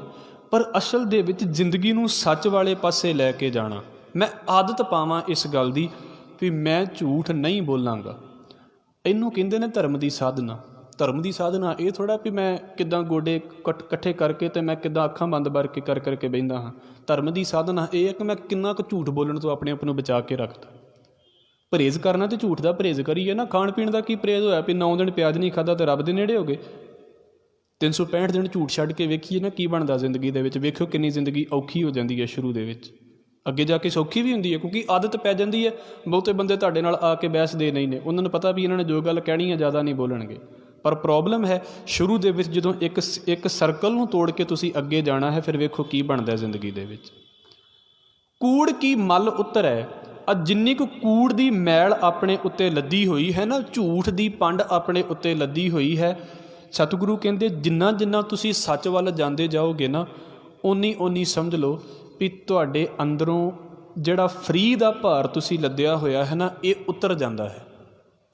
ਜਿੰਨੇ ਪਿੱਛੇ ਝੂਠ ਬੋਲੇ ਸੀ ਨਾ, ਉਹਨਾਂ ਦਾ ਬਰਡਨ ਤਾਂ ਮੇਰੇ ਸਿਰ ਦੇ ਉੱਤੇ ਹੈ। ਪਰ ਇਸ ਗੱਲ ਨੂੰ ਸੋਚ ਕੇ ਵੇਖਣਾ, ਜੇ ਅੱਗੋਂ ਨਹੀਂ ਨਾ ਕੋਈ ਝੂਠ ਬੋਲਾਂਗਾ ਤਾਂ ਹੌਲੀ ਹੌਲੀ ਬਰਡਨ ਫਰੀ ਹੋ ਜਾਵੇਗੀ ਲਾਈਫ। ਹੌਲੀ ਹੌਲੀ ਬੜੀ ਸੌਖੀ ਲਾਈਫ ਹੋ ਜਾਵੇਗੀ। ਮੇਰੀ ਪ੍ਰੋਬਲਮ ਇਹ ਹੈ ਕਿ ਮੈਂ ਚਾਹੁੰਦਾ ਹਾਂ ਜ਼ਿੰਦਗੀ ਦੇ ਵਿੱਚ ਸਟ੍ਰੈਸ ਨਾ ਹੋਵੇ। ਕਦੀ ਝੂਠ ਬੋਲ ਕੇ ਵੀ ਜ਼ਿੰਦਗੀ ਜਿਹੜੀ ਹੈ ਸਟ੍ਰੈਸ ਫਰੀ ਹੋ ਸਕਦੀ ਹੈ? ਨਹੀਂ ਹੋ ਸਕਦੀ ਕਦੀ। ਉਹ ਤਾਂ ਫਿਰ ਆਵੇਗਾ ਹੀ, ਭਾਵੇਂ ਤੁਸੀਂ ਲੱਖਾਂ ਅਰਦਾਸਾਂ ਵੀ ਕਰ ਲਓ ਇਸ ਬਾਬਤ। ਉਹਨੂੰ ਕਰਮ ਕਿਹੜੇ ਪਾਸੇ ਤੋਂ ਜੋੜਦੇ ਪਏ? ਸਤਿਗੁਰੂ ਕਹਿੰਦੇ ਸੱਚ ਦੇ ਨਾਲ ਸੰਬੰਧ ਤਾਂ ਹੀ ਜੁੜ ਸਕਦਾ ਹੈ ਜੇ ਮਾਲਕ ਮਿਲੇ। ਅਤੇ ਫਿਰ ਹੁੰਦਾ ਕੀ ਹੈ? ਕੂੜ ਕੀ ਮਲ ਉਤਰੈ ਤਨ ਕਰੇ ਹੱਛਾ ਧੋਏ। ਸਤਿਗੁਰੂ ਕਹਿੰਦੇ ਨੇ ਅੰਦਰੋਂ ਕੂੜ ਦੀ ਝੂਠ ਦੀ ਮੈਲ ਉਤਰ ਜਾਂਦੀ ਹੈ ਅਤੇ ਤਨ ਕਰੇ ਹੱਛਾ ਧੋਏ, ਸਰੀਰ ਸੋਹਣਾ ਲੱਗਣ ਲੱਗ ਪੈਂਦਾ ਹੈ। ਇੱਕ ਨਾ ਇਹ ਸਾਡੀ ਜ਼ਿੰਦਗੀ ਦੇ ਵਿੱਚ ਬੜੀ ਵਾਰ ਵਾਪਰਿਆ ਹੋਵੇਗਾ। ਵੈਸੇ ਜਦੋਂ ਸਾਨੂੰ ਸਿਖਾਇਆ ਜਾਂਦਾ ਹੈ ਨਾ ਵੀ ਤੁਸੀਂ ਲੋਕਾਂ ਦੇ ਨਾਲ ਗੱਲਬਾਤ ਕਿੱਦਾਂ ਕਰਨੀ ਗੱਲਬਾਤ ਕਿਵੇਂ ਕਰਨੀ ਹੈ, ਅਤੇ ਉਹਦੇ ਵਿੱਚ ਇੱਕ ਇਹ ਆਰਟ ਸਿਖਾਇਆ ਜਾਂਦਾ ਵੀ ਜੇ ਤੁਸੀਂ ਪਬਲਿਕ ਦੇ ਨਾਲ ਡੀਲ ਕਰਦੇ ਜੇ, ਕਿਸੇ ਨਾਲ ਗੱਲ ਕਰਦੇ ਜੇ, ਤੁਸੀਂ ਗੱਲ ਕਿੱਦਾਂ ਕਰਨੀ ਹੈ। ਅਤੇ ਉਹਦੇ ਵਿੱਚ ਇੱਕ ਗੱਲ ਕਹੀ ਜਾਂਦੀ ਹੁੰਦੀ ਹੈ, ਭਾਵੇਂ ਬਹੁਤੇ ਇਹਦੇ ਨਾਲ ਸਹਿਮਤ ਨਹੀਂ ਨੇ, ਪਰ ਇੱਕ ਪ੍ਰਚਲਿਤ ਸੱਚਾਈ ਹੈ ਇਹ, ਵੀ ਜਿਹੜਾ ਸੱਚ ਵਾਲੇ ਰਸਤੇ ਦੇ ਉੱਤੇ ਚੱਲਦਾ ਪਿਆ ਨਾ, ਉਹ ਤੁਹਾਡੇ ਸਾਹਮਣੇ ਖਲੋ ਕੇ ਗੱਲ ਕਰ ਸਕਦਾ। ਉਹਦੇ ਅੰਦਰ ਇੰਨੀ ਹਿੰਮਤ ਹੈ ਵੀ ਮੈਂ ਬੋਲ ਸਕਦਾ ਔਰ ਕਿਸੇ ਦੇ ਵੀ ਮੂੰਹ 'ਤੇ ਗੱਲ ਕਰ ਸਕਦਾ ਹੈ। ਪਰ ਤੁਸੀਂ ਕਿਤੇ ਵੇਖਣਾ, ਜਿਹੜਾ ਝੂਠਾ ਹੈ, ਜਦੋਂ ਉਹਦਾ ਝੂਠ ਸਾਹਮਣੇ ਆਵੇਗਾ ਉਹਦੀ ਨਿਗਾਹ ਆਟੋਮੈਟਿਕਲੀ ਨੀਵੀਂ ਹੋਵੇਗੀ। ਆਪਣੇ ਆਪ ਹੀ ਥੱਲੇ ਹੋ ਜਾਵੇਗਾ, ਸਾਹਮਣਾ ਨਹੀਂ ਕਰ ਪਾਵੇਗਾ ਕਿਸੇ ਦਾ ਵੀ। ਸੱਚ ਵਾਲਾ ਬੰਦਾ ਬਿਲਕੁਲ ਫ੍ਰੀ ਹੋ ਕੇ ਖਲੋਤਾ ਹੋਇਆ, ਕਿਉਂਕਿ ਉਹਦੇ 'ਤੇ ਬਹੁਤਾ ਭਾਰ ਨਹੀਂ ਹੈ। ਝੂਠ ਵਾਲੇ ਨੂੰ ਇੱਕ ਡਰ ਅੰਦਰ ਸਤਾ ਰਿਹਾ ਹੈ ਵੀ ਮੇਰੇ ਨਾਲ ਕਿਤੇ ਆ ਨਾ ਹੋ ਜਾਵੇ, ਆ ਨਾ ਹੋ ਜਾਵੇ। ਔਰ ਹੋਰ ਕੀ ਹੈ, ਆ ਜਿਹੜੀ ਨਵੀਂ ਖੋਜ ਚੱਲਦੀ ਹੈ ਨਾ, ਜਿਹਨੂੰ ਫੇਸ ਰੀਡਿੰਗ ਕਹਿੰਦੇ ਨੇ, ਫੇਸ ਰੀਡਿੰਗ ਇੱਥੋਂ ਹੀ ਹੋ ਜਾਂਦੀ ਹੈ ਬੰਦੇ ਦੀ। ਜਿਹੜਾ ਸੱਚਾ ਹੈ, ਤੁਸੀਂ ਵੇਖੋ ਕੋਈ ਹਾਵ ਭਾਵ ਨਹੀਂ ਬਦਲਦੇ ਉਹਦੇ ਬੰਦੇ ਦੇ। ਜਿਹੜਾ ਝੂਠਾ ਹੈ ਉਹਦਾ ਇੱਕ ਰੰਗ ਆ ਰਿਹਾ ਅਤੇ ਇੱਕ ਰੰਗ ਜਾ ਰਿਹਾ। ਕਿਤੇ ਫਸ ਨਾ ਜਾਵਾਂ, ਕਿਤੇ ਗੱਲ ਨਾ ਬਣ ਜਾਵੇ ਜ਼ਿੰਦਗੀ ਦੇ ਵਿੱਚ, ਕਿਤੇ ਫੜਿਆ ਨਾ ਜਾਵਾਂ। ਮਹਾਰਾਜ ਕਹਿੰਦੇ ਉਹਨੇ ਆਪਣੇ ਤਨ ਦੀ ਮੈਲ ਦੂਰ ਕਰ ਲਈ ਹੈ, ਅਤੇ ਜਿਹਦਾ ਤਨ ਹੀ ਨਹੀਂ ਮੈਲਾ ਉਹਦਾ ਚਿਹਰਾ ਕਿੰਨਾ ਸੋਹਣਾ ਹੋਵੇਗਾ। ਅਸੀਂ ਆਪਣੇ ਆਪ ਨੂੰ ਸੋਹਣਾ ਕਰਨ ਦੇ ਲਈ ਬਹੁਤ ਕੁਝ ਕਰਦੇ ਪਏ ਹਾਂ। ਮਹਾਰਾਜ ਜੀ ਕਹਿੰਦੇ ਨੇ ਉਹ ਭਾਈ ਜਿੱਦਣ ਅੰਦਰ ਸੱਚਾ ਹੋ ਗਿਆ ਨਾ, ਚਿਹਰੇ ਆਪਣੇ ਆਪ ਹੀ ਸੋਹਣੇ ਹੋ ਜਾਣੇ ਨੇ। ਅੰਦਰ ਤਾਂ ਇੰਨਾ ਝੂਠ ਹੈ ਵੀ ਉਸ ਝੂਠ ਨੂੰ ਲੁਕਾਉਣ ਦੀ ਕੋਸ਼ਿਸ਼ ਕੀਤੀ ਜਾ ਰਹੀ ਹੈ। ਚਿਹਰਿਆਂ 'ਤੇ ਰੌਣਕ ਕਿੱਥੇ ਆਵੇ, ਚਿਹਰੇ ਸੋਹਣੇ ਕਿੱਥੇ ਲੱਗਣ। ਇਹ ਮੈਂ ਕਹੀ ਜਾਂਦਾ ਹਾਂ ਇਸ ਗੱਲ ਨੂੰ ਵੀ ਮੈਂ ਸੋਹਣਾ ਲੱਗਾ, ਮੈਂ ਉਹ ਹੋਵਾਂ, ਮੈਂ ਆਹ ਹੋਵਾਂ। ਸਤਿਗੁਰੂ ਕਹਿੰਦੇ ਕਦੀ ਨਹੀਂ ਹੋ ਸਕਦਾ। ਉਹ ਡਲ ਹੀ ਰਹੇਗਾ ਫੇਸ, ਜਿੰਨਾ ਮਰਜ਼ੀ। ਜਿੰਨਾ ਸੱਚੇ ਬੰਦੇ ਦਾ ਚਿਹਰਾ ਚਮਕਦਾ ਹੈ, ਕਦੀ ਝੂਠ ਵਾਲੇ ਦਾ ਵੀ ਉਹਨਾਂ ਚਮਕਿਆ। ਲਵਾਈ ਜਾਓ ਜੋ ਮਰਜ਼ੀ ਉਹਦੇ ਮੂੰਹ ਦੇ ਉੱਤੇ, ਕੀ ਫਰਕ ਪੈਂਦਾ। ਸਾਧੂਆਂ ਨੇ ਕੀ ਲਾਇਆ ਹੁੰਦਾ ਆਪਣੇ ਚਿਹਰੇ ਦੇ ਉੱਤੇ ਜਾਂ ਆਪਣੇ ਸਰੀਰ ਦੇ ਉੱਤੇ, ਤੁਸੀਂ ਉਹਨਾਂ ਵੱਲ ਵੇਖੋ, ਬੰਦਾ ਵੇਖਦਾ ਰਹਿ ਜਾਂਦਾ ਵੀ ਹਾਂ ਇਹ ਬੰਦੇ ਕੁਝ ਹੈ ਨੇ। ਤਨ ਦੀ ਮੈਲ ਦੂਰ ਕਰਨ ਦਾ ਮਹਾਰਾਜ ਨੇ ਇੱਕ ਸਾਧਨ ਬੋਲਿਆ। ਕਹਿੰਦੇ ਠੀਕ ਹੈ, ਸਾਬਣ ਲਗਾਉਣੇ ਉਹ ਸਰੀਰ ਧੋਣ ਦਾ ਬੜਾ ਵਧੀਆ ਕੰਮ ਹੈ, ਪਰ ਇੱਕ ਚੀਜ਼ ਹੈ ਜਿਹੜੀ ਤੁਹਾਡੀ ਅੰਦਰ ਦੀ ਸੁੰਦਰਤਾ ਬਾਹਰ ਕੱਢਦਾ ਪਿਆ ਹੈ। ਜਿੱਦਣ ਤੁਹਾਨੂੰ ਹਾਸਾ ਆ ਰਿਹਾ ਹੋਵੇਗਾ ਨਾ ਕਿਸੇ ਗੱਲ ਦਾ, ਤੁਸੀਂ ਲੱਖਾਂ ਵਾਰ ਕੋਸ਼ਿਸ਼ ਕਰੋਗੇ ਅਤੇ ਉਹ ਆਪਣੇ ਆਪ ਹੀ ਅੰਦਰੋਂ ਨਿਕਲਦਾ ਆ ਰਿਹਾ, ਆਪਣੇ ਆਪ ਹੀ ਅੰਦਰੋਂ ਨਿਕਲਦਾ ਆਉਂਦਾ। ਬੜੀ ਵਾਰ ਕੋਸ਼ਿਸ਼ ਕੀਤੀ ਜਾਂਦੀ ਵੀ ਉਹਨੂੰ ਰੋਕ ਲਈਏ, ਉਹ ਨਹੀਂ ਰੁਕਦਾ ਪਿਆ। ਸਤਿਗੁਰੂ ਕੀ ਕਹਿੰਦੇ ਨੇ, ਕਹਿੰਦੇ ਇੱਦਾਂ ਤੁਹਾਡੇ ਅੰਦਰ ਦਾ ਇੱਕ ਸੱਚ ਹੈ। ਜਿੱਦਣ ਉਹ ਤੁਹਾਡੇ ਚਿਹਰੇ ਦੇ ਉੱਤੇ ਪ੍ਰਗਟ ਹੋ ਰਿਹਾ ਹੈ ਨਾ, ਅਤੇ ਫਿਰ ਆਹ ਚਿਹਰੇ ਇੱਦਾਂ ਦੇ ਨਹੀਂ ਰਹਿਣਗੇ ਜਿੱਦਾਂ ਦੇ ਹੁਣ ਕਿਤੇ ਨਜ਼ਰ ਆਉਂਦੇ। ਫਿਰ ਉਹਨਾਂ ਨੂੰ ਕਿਸੇ ਆਰਟੀਫਿਸ਼ੈਲਿਟੀ ਦੀ ਵੀ ਲੋੜ ਨਹੀਂ ਹੈ। ਮੈਂ ਇੱਥੋਂ ਤੱਕ ਵੀ ਗੱਲ ਕਰ ਦੇਵਾਂ, ਇਹ ਆਪਣੇ ਆਪ ਹੀ ਮੁਕੰਮਲ ਨੇ, ਆਪਣੇ ਆਪ ਦੇ ਵਿੱਚ ਹੀ ਸੋਹਣੇ ਨੇ। ਕਾਰਨ ਹੈ ਇਹਨਾਂ ਦੇ ਡਲ ਹੋਣ ਦਾ, ਇਹਨਾਂ ਦੇ ਢਿੱਲੇ ਹੋਣ ਦਾ, ਇਹਨਾਂ ਦੇ ਮਾਯੂਸ ਹੋਣ ਦਾ ਇੱਕ ਕਾਰਨ ਹੈ। ਉਹਦਾ ਕਾਰਨ ਸਭ ਤੋਂ ਵੱਡਾ ਇਹ ਹੈ ਵੀ ਅੰਦਰ ਬੜਾ ਵੱਡਾ ਝੂਠ ਲੁਕਾ ਕੇ ਚੱਲਦੇ ਪਏ ਹਾਂ ਅਸੀਂ। ਆਪਾਂ ਇੱਕ ਸਤਿਗੁਰੂ ਗੁਰੂ ਅਮਰਦਾਸ ਸਾਹਿਬ ਮਹਾਰਾਜ ਜੀ ਦਾ ਬੋਲ ਪੜ੍ਹ ਕੇ ਆਏ ਹਾਂ ਪਿੱਛੇ।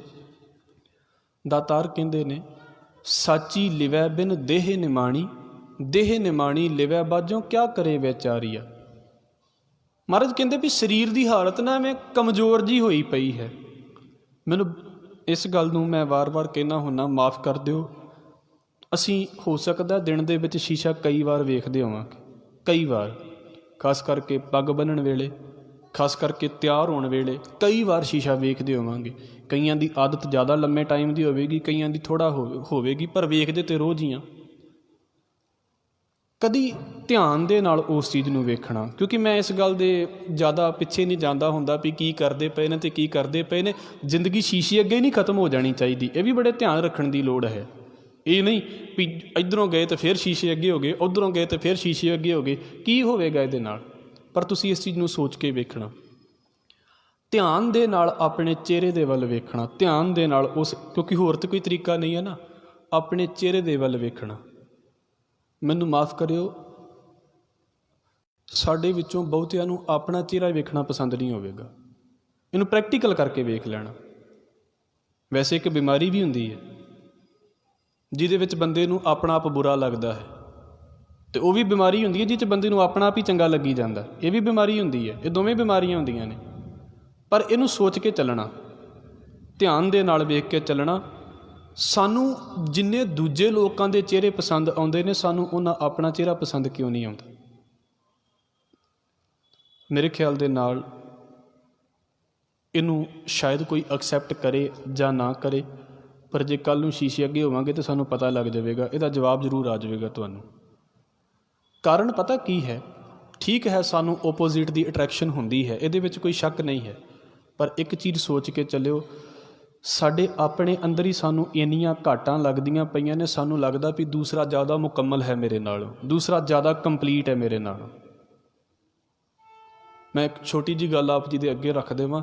ਜਦੋਂ ਤੁਹਾਡੇ ਸਰੀਰ ਸਾਫ਼ ਹੋ ਗਏ ਨਾ, ਤੁਹਾਡੇ ਦਾ ਮਤਲਬ ਮੇਰਾ ਵੀ ਇਹਦੇ ਵਿੱਚ, ਜਿੱਦਣ ਇਹ ਤੁਸੀਂ ਆਪਣੇ ਆਪ ਨੂੰ ਕੰਪਲੀਟ ਮੰਨਣ ਲੱਗ ਪਏ, ਲੱਖਾਂ ਕੋਸ਼ਿਸ਼ਾਂ ਕਰ ਲਓ, ਧਿਆਨ ਦੂਜੇ ਪਾਸੇ ਜਾਵੇਗਾ ਹੀ ਨਹੀਂ। ਲੱਖਾਂ ਕੋਸ਼ਿਸ਼ਾਂ ਕਰ ਲਓ, ਆ ਜਿਹੜਾ ਖਲੋਂਦਾ ਨਹੀਂ ਹੈ ਨਾ, ਇਹ ਦੂਸਰੇ ਪਾਸੇ ਜਾਵੇਗਾ ਹੀ ਨਹੀਂ। ਇੱਕ ਮੈਂ ਗਾਥਾ ਆਪ ਜੀ ਦੇ ਅੱਗੇ ਰੱਖ ਦੇਵਾਂ ਇਸ ਬਾਬਤ, ਪਤਾ ਨਹੀਂ ਉਹਨੂੰ ਕੋਈ ਕਿੱਦਾਂ ਸਮਝੇ। ਉਹ ਕਹਿੰਦੇ ਨੇ ਵੀ ਇੱਕ ਨਾ ਕਿਸੇ ਰਾਜੇ ਦੀ ਬੇਟੀ ਸੀ, ਇਹਨੂੰ ਨੈਗੇਟਿਵਿਟੀ ਵੱਲ ਨਾ ਲੈ ਜਾਣਾ, ਪਰ ਗੱਲ ਬੜੇ ਕਮਾਲ ਦੀ ਹੋਵੇਗੀ, ਸ਼ੁਰੂ ਤੋਂ ਇੱਥੋਂ ਹੀ ਹੁੰਦੀ ਹੈ। ਔਰ ਕਹਿੰਦੇ ਉਹ ਸੋਹਣੀ ਬਹੁਤ ਸੀ, ਜੋ ਲਿਖਿਆ ਹੈ ਉਹ ਬਹੁਤ ਸੋਹਣੀ ਸੀ। ਅਤੇ ਉਹਨੂੰ ਨਾ ਇੱਕ ਫਕੀਰ ਨੇ, ਉਹ ਨਿਕਲਦੀ ਪਈ ਸੀ ਆਪਣੇ ਨੌਕਰਾਂ ਦੇ ਨਾਲ ਕਿਤੇ, ਇੱਕ ਫਕੀਰ ਜਿਹੜਾ ਸੀ ਨਾ ਉਹਦੇ ਹੱਥ ਦੇ ਵਿੱਚ ਸੁੱਕੀ ਰੋਟੀ ਸੀ। ਉਹਨੇ ਕਿੰਨੀ ਸਾਧਨਾ ਕੀਤੀ ਹੋਵੇਗੀ ਵੀ ਸੁੱਕੀ ਰੋਟੀ ਦੇ ਉੱਤੇ ਆਪਣਾ ਜੀਵਨ ਗੁਜ਼ਾਰਦਾ ਪਿਆ ਹੈ। ਉਹਨੇ ਕਦੀ ਵੇਖਿਆ ਨਹੀਂ ਸੀ ਉਹਨੂੰ, ਉਹਦੇ ਹੱਥ ਦੇ ਵਿੱਚ ਰੋਟੀ। ਅਤੇ ਉਹ ਕਹਿੰਦੇ ਵੀ ਜਦੋਂ ਉਹ ਬੱਚੀ ਉਹਦੇ ਲਾਗੋਂ ਦੀ ਨਿਕਲੀ ਨਾ, ਅਤੇ ਉਹਦੇ ਹੱਥ ਦੇ ਵਿੱਚੋਂ ਉਹ ਰੋਟੀ ਡਿੱਗ ਪਈ। ਤੁਸੀਂ ਸੋਚਣਾ ਇਸ ਚੀਜ਼ ਨੂੰ, ਸੁਸਾਇਟੀ ਦੇ ਵਿੱਚ ਅਕਸਰ ਇਹ ਗੱਲਾਂ ਹੁੰਦੀਆਂ ਨੇ, ਤੁਸੀਂ ਸਾਰੇ ਸਤਿਕਾਰਯੋਗ ਬੈਠੇ ਜੇ, ਪਰ ਇਹਦੇ ਅਰਥ ਕੋਈ ਦੂਸਰੇ ਪਾਸੇ ਨੂੰ ਵੀ ਲੈ ਕੇ ਜਾ ਸਕਦਾ ਹੈ। ਪਰ ਜੋ ਲਿਖਿਆ ਹੈ ਮੈਂ ਆਪ ਜੀ ਦੇ ਅੱਗੇ ਰੱਖਾਂ। ਉਹਦੇ ਹੱਥੋਂ ਨਾ ਰੋਟੀ ਛੁੱਟ ਗਈ, ਔਰ ਇੱਦਾਂ ਦੀ ਰੋਟੀ ਛੁੱਟੀ ਕਿ ਉਹਦਾ ਬਾਅਦ ਦੇ ਵਿੱਚ ਕਹਿੰਦੇ ਵੀ ਕਈ ਮਹੀਨੇ ਰੋਟੀ ਖਾਣ ਨੂੰ ਜੀਅ ਨਹੀਂ ਕੀਤਾ, ਬਸ ਉੱਥੇ ਬੈਠ ਗਿਆ। ਉਹਨੂੰ ਲੱਗਾ ਵੀ ਜਿੰਨੀ ਸਾਧਨਾ ਕੀਤੀ ਸਾਰੀ ਬੇਕਾਰ ਹੈ, ਮੈਨੂੰ ਇੱਥੇ ਬੈਠਣਾ ਚਾਹੀਦਾ ਹੈ। ਕਿਉਂ ਬੈਠਾ ਹੋਵੇਗਾ ਸਾਨੂੰ ਸਾਰਿਆਂ ਨੂੰ ਪਤਾ, ਬਸ ਵਾਰ-ਵਾਰ ਵੇਖਣਾ ਹੈ ਚਿਹਰਾ, ਵਾਰ-ਵਾਰ ਵੇਖਣਾ ਹੈ। ਉੱਥੇ ਬੈਠ ਗਿਆ। ਕਹਿੰਦੇ 6 ਮਹੀਨੇ ਸਾਲ ਬਸ ਉਹੀ ਕੰਮ ਚੱਲਦਾ ਰਿਹਾ, ਉੱਥੇ ਬੈਠਾ ਰਿਹਾ, ਬਸ ਕੋਈ ਹੋਰ ਮੰਗ ਨਹੀਂ, ਕੋਈ ਪਰਵਾਹ ਨਹੀਂ। ਮੀਂਹ ਆਉਂਦਾ, ਕੁਝ ਆਉਂਦਾ, ਸਿਰਫ ਉੱਥੇ ਬੈਠਾ ਰਿਹਾ। ਕਹਿੰਦੇ ਇੱਕ ਦਿਨ ਨਾ ਉਹ ਫੇਰ ਕਿਤੇ ਜਦੋਂ ਉਹ ਰੌਲਾ ਪੈ ਗਿਆ ਵੀ ਇਹ ਤਾਂ ਇੱਥੋਂ ਹਿਲਦਾ ਹੀ ਨਹੀਂ, ਅਤੇ ਉਹ ਬੱਚੀ ਜਿਹੜੀ ਨਾ ਕਹਿੰਦੇ ਫੇਰ ਨਿਕਲ ਕੇ ਤੇ ਉਹਦੇ ਸਾਹਮਣੇ ਆਈ, ਅਤੇ ਉਹ ਕਹਿੰਦੀ ਵੀ ਤੂੰ ਇੱਥੋਂ ਚੱਲ ਜਾ, ਤੇਰੀ ਜਾਨ ਖਤਮ ਕੀਤੀ ਜਾ ਸਕਦੀ ਹੈ। ਤੂੰ ਪਤਾ ਕੀ ਹੋਇਆ? ਉਹ ਕਹਿੰਦਾ ਵੀ ਮੈਂ ਤਾਂ ਉਦਣ ਦਾ ਹੀ ਮਰ ਗਿਆ ਸੀ, ਅੱਜ ਤਾਂ ਮੈਂ ਜੀ ਨਹੀਂ ਰਿਹਾ। ਪਰ ਕਹਿੰਦਾ ਮੈਨੂੰ ਸਿਰਫ ਇੱਕ ਚੀਜ਼ ਦਾ ਜਵਾਬ ਦੇ ਦੇ, ਵੀ ਮਾਰ ਮੈਨੂੰ ਦਿਓ, ਪਰ ਮੈਨੂੰ ਇੱਕ ਚੀਜ਼ ਦਾ ਜਵਾਬ ਦੇ ਦਿਓ ਕਿ ਜਿਹੜਾ ਹੈ ਉਦੋਂ ਤੂੰ ਮੇਰੇ ਵੱਲ ਵੇਖ ਕੇ ਤੇ ਹੱਸੀ ਕਿਉਂ ਸੀ? ਉਹ ਬੱਚੀ ਨਾ ਉਹਦੇ ਲਾਗੋਂ ਹੱਸ ਕੇ ਗਈ ਸੀ। ਤੁਸੀਂ ਅਕਸਰ ਵੇਖ ਲੈਣਾ, ਜਿਹੜੇ ਲਾਲਚੀ ਹੁੰਦੇ ਨੇ ਨਾ ਇਹਨਾਂ ਚੀਜ਼ਾਂ ਦੇ, ਲੋਕੀ ਉਹਨਾਂ ਦੇ ਉੱਤੇ ਹੱਸ ਕੇ ਜਾਂਦੇ ਨੇ, ਪਰ ਉਹਨਾਂ ਨੂੰ ਲੱਗਦਾ ਵੀ ਸ਼ਾਇਦ ਸਾਡੇ ਵੱਲ ਵੇਖ ਕੇ ਹੱਸਦੇ ਨੇ। ਪ੍ਰੋਬਲਮ ਸਭ ਤੋਂ ਵੱਡੀ ਇਹੋ ਹੀ ਹੈ। ਬਸ ਇੱਦਾਂ ਕਹਿ ਲਈਏ ਵੀ ਇਹ ਹੁੰਦਾ ਤਾਂ ਸਾਡੇ ਮਨ ਦਾ ਭਰਮ ਹੀ ਆ ਵੀ ਕੋਈ ਮੇਰੇ ਵੱਲ ਵੇਖ ਕੇ ਹੱਸ ਕੇ ਗਿਆ ਹੈ। ਉਹ ਮੇਰੇ ਵੱਲ ਵੇਖ ਕੇ ਨਹੀਂ ਹੱਸ ਕੇ ਗਿਆ ਹੁੰਦਾ, ਮੇਰੇ ਉੱਤੇ ਹੱਸ ਕੇ ਗਿਆ ਹੁੰਦਾ। ਬਸ ਇੰਨਾ ਕੀ ਫ਼ਰਕ ਹੁੰਦਾ, ਅਸੀਂ ਨਹੀਂ ਸਮਝ ਪਾਉਂਦੇ ਇਹਨੂੰ ਜ਼ਿੰਦਗੀ ਦੇ ਵਿੱਚ। ਔਰ ਕੀ ਹੋਇਆ? ਉਹ ਕਹਿੰਦਾ ਮੈਨੂੰ ਇਹ ਦੱਸ ਵੀ ਮੈਨੂੰ ਕੋਈ ਪਰਵਾਹ ਨਹੀਂ, ਤੁਸੀਂ ਮੈਨੂੰ ਕਤਲ ਵੀ ਕਰ ਦਿਓ, ਮੈਨੂੰ ਇਹ ਦੱਸ ਵੀ ਤੂੰ ਮੇਰੇ ਵੱਲ ਵੇਖ ਕੇ ਹੱਸੀ ਕਿਉਂ ਸੀ? ਤੂੰ ਅੱਗੋਂ ਪਤਾ ਕੀ ਕਹਿੰਦੀ? ਕਹਿੰਦੀ ਮੈਂ ਇਸ ਕਰਕੇ ਹੱਸੀ ਸੀ ਵੀ ਇੱਕ ਤਾਂ ਤੂੰ ਹੈ ਫਕੀਰ ਹੈ, ਤੁਰਿਆ ਤੂੰ ਰੱਬ ਦੇ ਵਾਲੇ ਪਾਸੇ ਹੈ, ਤੈਨੂੰ ਆਪਣੇ ਵੱਲ ਨਹੀਂ ਦਿਸਦਾ ਪਿਆ, ਤੈਨੂੰ ਮੇਰੇ ਵੱਲ ਫਿਰ ਵੀ ਜ਼ਿਆਦਾ ਦਿਸਦਾ ਪਿਆ। ਮੈਂ ਇਸ ਕਰਕੇ ਹੱਸੀ ਸੀ ਵੀ ਇਹਦੀ ਜ਼ਿੰਦਗੀ ਵੇਖੋ, ਇਹ ਆਪਣੇ ਵੱਲ ਨਹੀਂ ਵੇਖਦਾ, ਇਹ ਦੂਸਰਿਆਂ ਵੱਲ ਕਿੰਨਾ ਵੇਖਦਾ ਪਿਆ। ਹੈਰਾਨੀ ਦੀ ਗੱਲ ਇਹ ਹੈ, ਬੰਦਾ ਕਿੰਨਾ ਆਪਣੇ ਆਪ ਨੂੰ ਇਨਕੰਪਲੀਟ ਮੰਨਦਾ ਪਿਆ ਹੈ ਵੀ ਮੈਨੂੰ ਦੂਸਰੇ ਵੱਲ ਵੇਖਾਂਗਾ ਅਤੇ ਫਿਰ ਹੀ ਮੈਂ ਸੈਟਿਸਫਾਈ ਹੋਵਾਂਗਾ, ਮੈਂ ਦੂਸਰੇ ਵੱਲ ਧਿਆਨ ਦੇਵਾਂਗਾ। ਆ ਤਨ ਦੀ ਸਭ ਤੋਂ ਵੱਡੀ ਘਾਟ ਹੈ, ਜਿਹਦੇ ਵਿੱਚ ਮੈਨੂੰ ਇਹ ਲੱਗਦਾ ਪਿਆ ਵੀ ਹਾਂ ਦੂਸਰੇ ਹੀ ਮੇਰੀ ਭੁੱਖ ਪੂਰੀ ਕਰ ਸਕਦੇ ਨੇ, ਮੈਂ ਕਿਉਂ ਨਹੀਂ ਕੰਪਲੀਟ ਹੁੰਦਾ। ਅਤੇ ਮੈਂ ਇਹ ਵੀ ਕਹਿ ਦੇਵਾਂ, ਇਹ ਗੱਲ ਸਾਨੂੰ ਸ਼ੁਰੂ ਦੇ ਵਿੱਚ ਬੜੀਆਂ ਵੱਖਰੀਆਂ ਲੱਗ ਸਕਦੀਆਂ ਨੇ। ਗੁਰੂ ਨਾਨਕ ਸਾਹਿਬ ਮਹਾਰਾਜ ਜੀ ਜਦੋਂ ਸ਼੍ਰੀਲੰਕਾ ਗਏ ਸੀ ਨਾ, ਅਤੇ ਉੱਥੇ ਰਾਜਾ ਸ਼ਿਵਨਾਭ ਜਿਹੜਾ ਸੀ, ਗੁਰੂ ਨਾਨਕ ਸਾਹਿਬ ਮਹਾਰਾਜ ਜੀ ਦੇ ਜੀਵਨ ਨੂੰ ਤੁਸੀਂ ਪੜ੍ਹਿਆ ਹੋਵੇਗਾ, ਅਤੇ ਉੱਥੇ ਕੀ ਹੋਇਆ ਹੈ ਕਿ ਗੁਰੂ ਨਾਨਕ ਸਾਹਿਬ ਮਹਾਰਾਜ ਜੀ ਦੇ ਆਉਣ ਦਾ ਪਤਾ ਲੱਗਾ ਸ਼ਿਵਨਾਭ ਨੂੰ, ਅਤੇ ਸ਼ਿਵਨਾਭ ਦੇ ਕੋਲ ਪਹਿਲਾਂ ਹੀ ਇੱਦਾਂ ਦੇ ਲੋਕ ਆ ਕੇ ਬੈਠ ਜਾਂਦੇ ਹੁੰਦੇ ਸੀ ਜਿਹੜੇ ਕਹਿੰਦੇ ਸੀ ਵੀ ਅਸੀਂ ਗੁਰੂ ਨਾਨਕ ਹੀ ਹਾਂ, ਕਿਉਂਕਿ ਸ਼ਿਵਨਾਭ ਰਾਜਾ ਵੇਟ ਕਰਦਾ ਪਿਆ ਸੀ ਗੁਰੂ ਨਾਨਕ ਸਾਹਿਬ ਮਹਾਰਾਜ ਜੀ ਦੇ ਆਉਣ ਦਾ। ਅਤੇ ਉਹ ਕੀ ਹੋਇਆ, ਕਈਆਂ ਨੇ ਨਕਲੀ ਬਣ ਕੇ ਚਲੇ ਜਾਣਾ ਵੀ ਅਸੀਂ ਵੀ ਨਾਨਕ, ਅਸੀਂ ਵੀ ਨਾਨਕ। ਅਤੇ ਸ਼ਿਵਨਾਭ ਰਾਜਾ ਅੱਕ ਗਿਆ ਸੀ ਰੋਜ਼ ਵੇਖ ਕੇ ਵੀ ਕਦੀ ਕੋਈ ਆ ਜਾਂਦਾ, ਪਰ ਉਹੋ ਜਿਹਾ ਨਹੀਂ ਹੈ ਜਿਹੋ ਜਿਹਾ ਭਾਈ ਮਨਸੁਖ ਕਹਿ ਕੇ ਗਿਆ ਹੈ। ਉਹ ਕਹਿੰਦੇ ਜਦੋਂ ਕਿਤੇ ਗੁਰੂ ਨਾਨਕ ਸਾਹਿਬ ਮਹਾਰਾਜ ਆਏ ਨਾ ਅਸਲੀ ਰੂਪ ਦੇ ਵਿੱਚ, ਆਪ ਗੁਰੂ ਨਾਨਕ ਸਾਹਿਬ ਮਹਾਰਾਜ ਆਏ, ਅਤੇ ਸ਼ਿਵਨਾਭ ਨੇ ਪਹਿਲਾਂ ਆਪ ਨਹੀਂ ਗਿਆ, ਸ਼ਿਵਨਾਭ ਉਹਨੇ ਆਪਣੇ ਇੱਦਾਂ ਕਹਿ ਲਈਏ ਵੀ ਕੁਝ ਪਰਖ ਕਰਨ ਦੇ ਲਈ ਕੁਝ ਨੱਚਣ ਵਾਲੀਆਂ ਬੀਬੀਆਂ ਉੱਥੇ ਭੇਜ ਦਿੱਤੀਆਂ ਸੀ। ਕਮਾਲ ਦੀ ਗੱਲ ਹੈ, ਮੈਨੂੰ ਮਾਫ਼ ਕਰਿਓ, ਇਹ ਕਹਿ ਦੇਣਾ ਬੜਾ ਸੌਖਾ ਹੁੰਦਾ ਜੇ ਇਹਨਾਂ ਚੀਜ਼ਾਂ ਨੂੰ। ਸਾਡਾ ਕਿੱਤਾ ਉਹਨਾਂ ਦੇ ਨਾਲ ਸੇਮ ਹੈ ਨਹੀਂ ਹੈ, ਨੱਚਣ ਵਾਲਿਆਂ ਦੀ ਜਿਹੜੀ ਨਿਗਾਹ ਹੈ ਜਾਂ ਕਿੱਦਾਂ ਦੀ ਵੀ ਹੈ ਉਹਦੇ ਨਾਲ ਮਤਲਬ ਨਹੀਂ। ਸਾਡੇ ਸਮਾਜ ਦਾ ਉਹਨਾਂ ਨੱਚਣ ਵਾਲਿਆਂ ਦੇ ਪ੍ਰਤੀ ਰਵੱਈਆ ਕਿਵੇਂ ਦਾ ਹੈ, ਕਿੰਨੀ ਕੁ ਅਸੀਂ ਇੱਜ਼ਤ ਦਿੰਦੇ ਹਾਂ ਨੱਚਣ ਵਾਲਿਆਂ ਨੂੰ, ਕਿਤੇ ਸੋਚ ਕੇ ਵੇਖੇ।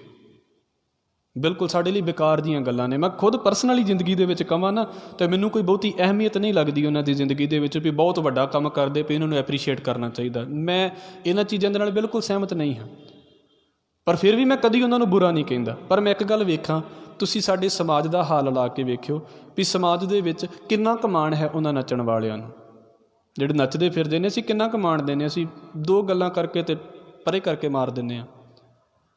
ਗੁਰੂ ਨਾਨਕ ਸਾਹਿਬ ਮਹਾਰਾਜ ਦੇ ਸਾਹਮਣੇ ਨਾ ਨੱਚੀਆਂ ਸੀ ਉਹ ਆ ਕੇ, ਅਤੇ ਮਹਾਰਾਜ ਨੇ ਪਤਾ ਕੀ ਕਿਹਾ ਸੀ? ਫਰਕ ਵੇਖਣਾ। ਉਹ ਜਿਹੜੀ ਮੈਂ ਪਹਿਲਾਂ ਗੱਲ ਕਹੀ ਸੀ ਵੀ ਉਹ ਬਾਬੇ ਦੇ ਹੱਥੋਂ ਰੋਟੀ ਛੁੱਟ ਗਈ ਸੀ, ਅਤੇ ਗੁਰੂ ਨਾਨਕ ਸਾਹਿਬ ਮਹਾਰਾਜ ਦੇ ਸਾਹਮਣੇ ਆਈ ਅਤੇ ਮਹਾਰਾਜ ਨੇ ਪਤਾ ਕੀ ਕਿਹਾ ਵੀ ਬੇਟੀਓ ਕੀ ਕਰਦੀਆਂ ਪਈਆਂ ਜੀ? ਕਦੀ ਸੋਚ ਕੇ ਵੇਖਣਾ ਇਸ ਲਫ਼ਜ਼ ਨੂੰ। ਜੋ ਕਿੰਨਾ ਬਾਬਾ ਅੰਦਰ ਤੋਂ ਕੰਪਲੀਟ ਹੋਵੇਗਾ, ਕਿੰਨਾ ਤਨ ਅੰਦਰ ਤੋਂ ਕੰਪਲੀਟ ਹੈ ਵੀ ਮੈਨੂੰ ਲੱਗਦਾ ਹੀ ਨਹੀਂ ਵੀ ਮੈਨੂੰ ਕਿਸੇ ਦੂਸਰੇ ਦੀ ਜ਼ਰੂਰਤ ਹੈ। ਮੈਂ ਆਪਣੇ ਆਪ ਤੋਂ ਇੰਨਾ ਸੈਟਿਸਫਾਈ ਹਾਂ, ਮੇਰਾ ਧਿਆਨ ਕਿਸੇ ਦੂਸਰੇ ਵੱਲ ਜਾਵੇ ਹੀ ਕਿਉਂ? ਕਿੱਦਾਂ ਖਿੱਚਦਾ ਹੈ ਧਿਆਨ ਆਪਣਾ ਉੱਧਰ ਨੂੰ ਜਾਂਦਾ? ਕਿਉਂ? ਕਿਉਂਕਿ ਮੈਨੂੰ ਅੰਦਰੋਂ ਆਪਣਾ ਆਪਾ ਇੰਨਾ ਇਨਕੰਪਲੀਟ ਲੱਗਦਾ ਪਿਆ ਹੈ, ਇੰਨਾ ਘਾਟ ਲੱਗਦੀ ਪਈ ਹੈ ਵੀ ਬਸ ਦੂਸਰੇ ਦੇ ਕੋਲ ਬੈਠਾਂਗਾ ਅਤੇ ਫਿਰ ਹੀ ਜ਼ਿੰਦਗੀ ਬਣੇਗੀ। ਮਹਾਰਾਜ ਕਹਿੰਦੇ ਤੁਹਾਡਾ ਤਨ ਪਵਿੱਤਰ ਹੋਵੇ, ਔਰ ਇੱਦਾਂ ਦਾ ਪਵਿੱਤਰ ਹੋਵੇ ਲੱਖਾਂ ਜਾਣਿਆਂ ਦੇ ਵਿੱਚ ਖਲੋਤੇ ਵੀ ਤੁਸੀਂ ਇਕੱਲੇ ਹੋਵੋ, ਇੰਨੇ ਆਪਣੇ ਆਪ ਦੇ ਮਾਲਕ ਬਣ ਕੇ ਬੈਠੇ ਹੋਵੋ, ਇੰਨੇ ਆਪਣੇ ਆਪ ਦੇ ਮਾਲਕ ਬਣ ਕੇ ਬੈਠੇ ਹੋ। ਕੋਈ ਖਿੱਚ ਕਿੱਦਾਂ ਜਾਵੇ ਜ਼ਿੰਦਗੀ ਦੇ ਵਿੱਚ ਦੂਸਰਾ ਬੰਦਾ? ਹਜ਼ੂਰ ਕਹਿੰਦੇ ਨੇ ਉਹ ਤਾਂ ਹੋਵੇਗਾ ਜੇ ਅੰਦਰੋਂ ਮੈਲ ਅਤੇ ਅੰਦਰੋਂ ਜਿਹੜੀ ਪੰਡ ਹੈ ਝੂਠ ਦੀ ਉਹ ਪਰੇ ਸੁੱਟ ਦਿੱਤੀ ਹੋਵੇਗੀ। ਅਤੇ ਕੂੜ ਕੀ ਮਲ ਉਤਰੈ ਤਨ ਕਰੇ ਹੱਛਾ ਧੋਏ। ਅਤੇ ਜਨਮ ਸਾਖੀਆਂ ਦੇ ਬੋਲ ਨੇ, ਕਹਿੰਦੇ ਉਹ ਜਿਹੜੀਆਂ ਬੱਚੀਆਂ ਜਦੋਂ ਵਾਪਸ ਆਈਆਂ ਸੀ ਨਾ ਅਤੇ ਸ਼ਿਵਨਬ ਨੂੰ ਕਹਿੰਦੀਆਂ ਸੀ ਸਾਡੇ 'ਚ ਹਿੰਮਤ ਨਹੀਂ ਰਹੀ ਵੀ ਹੁਣ ਅਸੀਂ ਨੱਚ ਸਕੀਏ। ਕਿੱਡੇ ਕਮਾਲ ਦਾ ਇਸ ਚੀਜ਼ ਨੂੰ ਜੇਕਰ ਸੋਚਿਆ ਜਾਵੇ ਤਾਂ ਕੀ ਗੱਲ ਕੀਤੀ ਜਾ ਰਹੀ ਹੈ ਜ਼ਿੰਦਗੀ ਦੇ ਵਿੱਚ। ਕਦੀ ਵੀ ਆਪਣੇ ਆਪ ਨੂੰ ਇੰਨਾ ਅਧੂਰਾ ਨਾ ਸਮਝ ਲੈਣਾ ਵੀ ਮੈਨੂੰ ਲੱਗੇ ਵੀ ਮੇਰੀ ਭੁੱਖ ਅਤੇ ਮੇਰੀ ਖੁਸ਼ੀ ਦੂਸਰੇ ਬੰਦੇ ਦੇ ਵਿੱਚ ਵੱਸਦੀ ਪਈ ਹੈ, ਕਿਸੇ ਦੇ ਵਿੱਚ ਨਹੀਂ ਵੱਸਦੀ ਪਈ। ਜੋ ਹੈ ਉਹ ਮੇਰੇ ਆਪਣੇ ਦੇ ਵਿੱਚ ਹੀ ਹੈ, ਕਿਸੇ ਦੂਸਰੇ ਦੇ ਵਿੱਚ ਨਹੀਂ ਹੈ।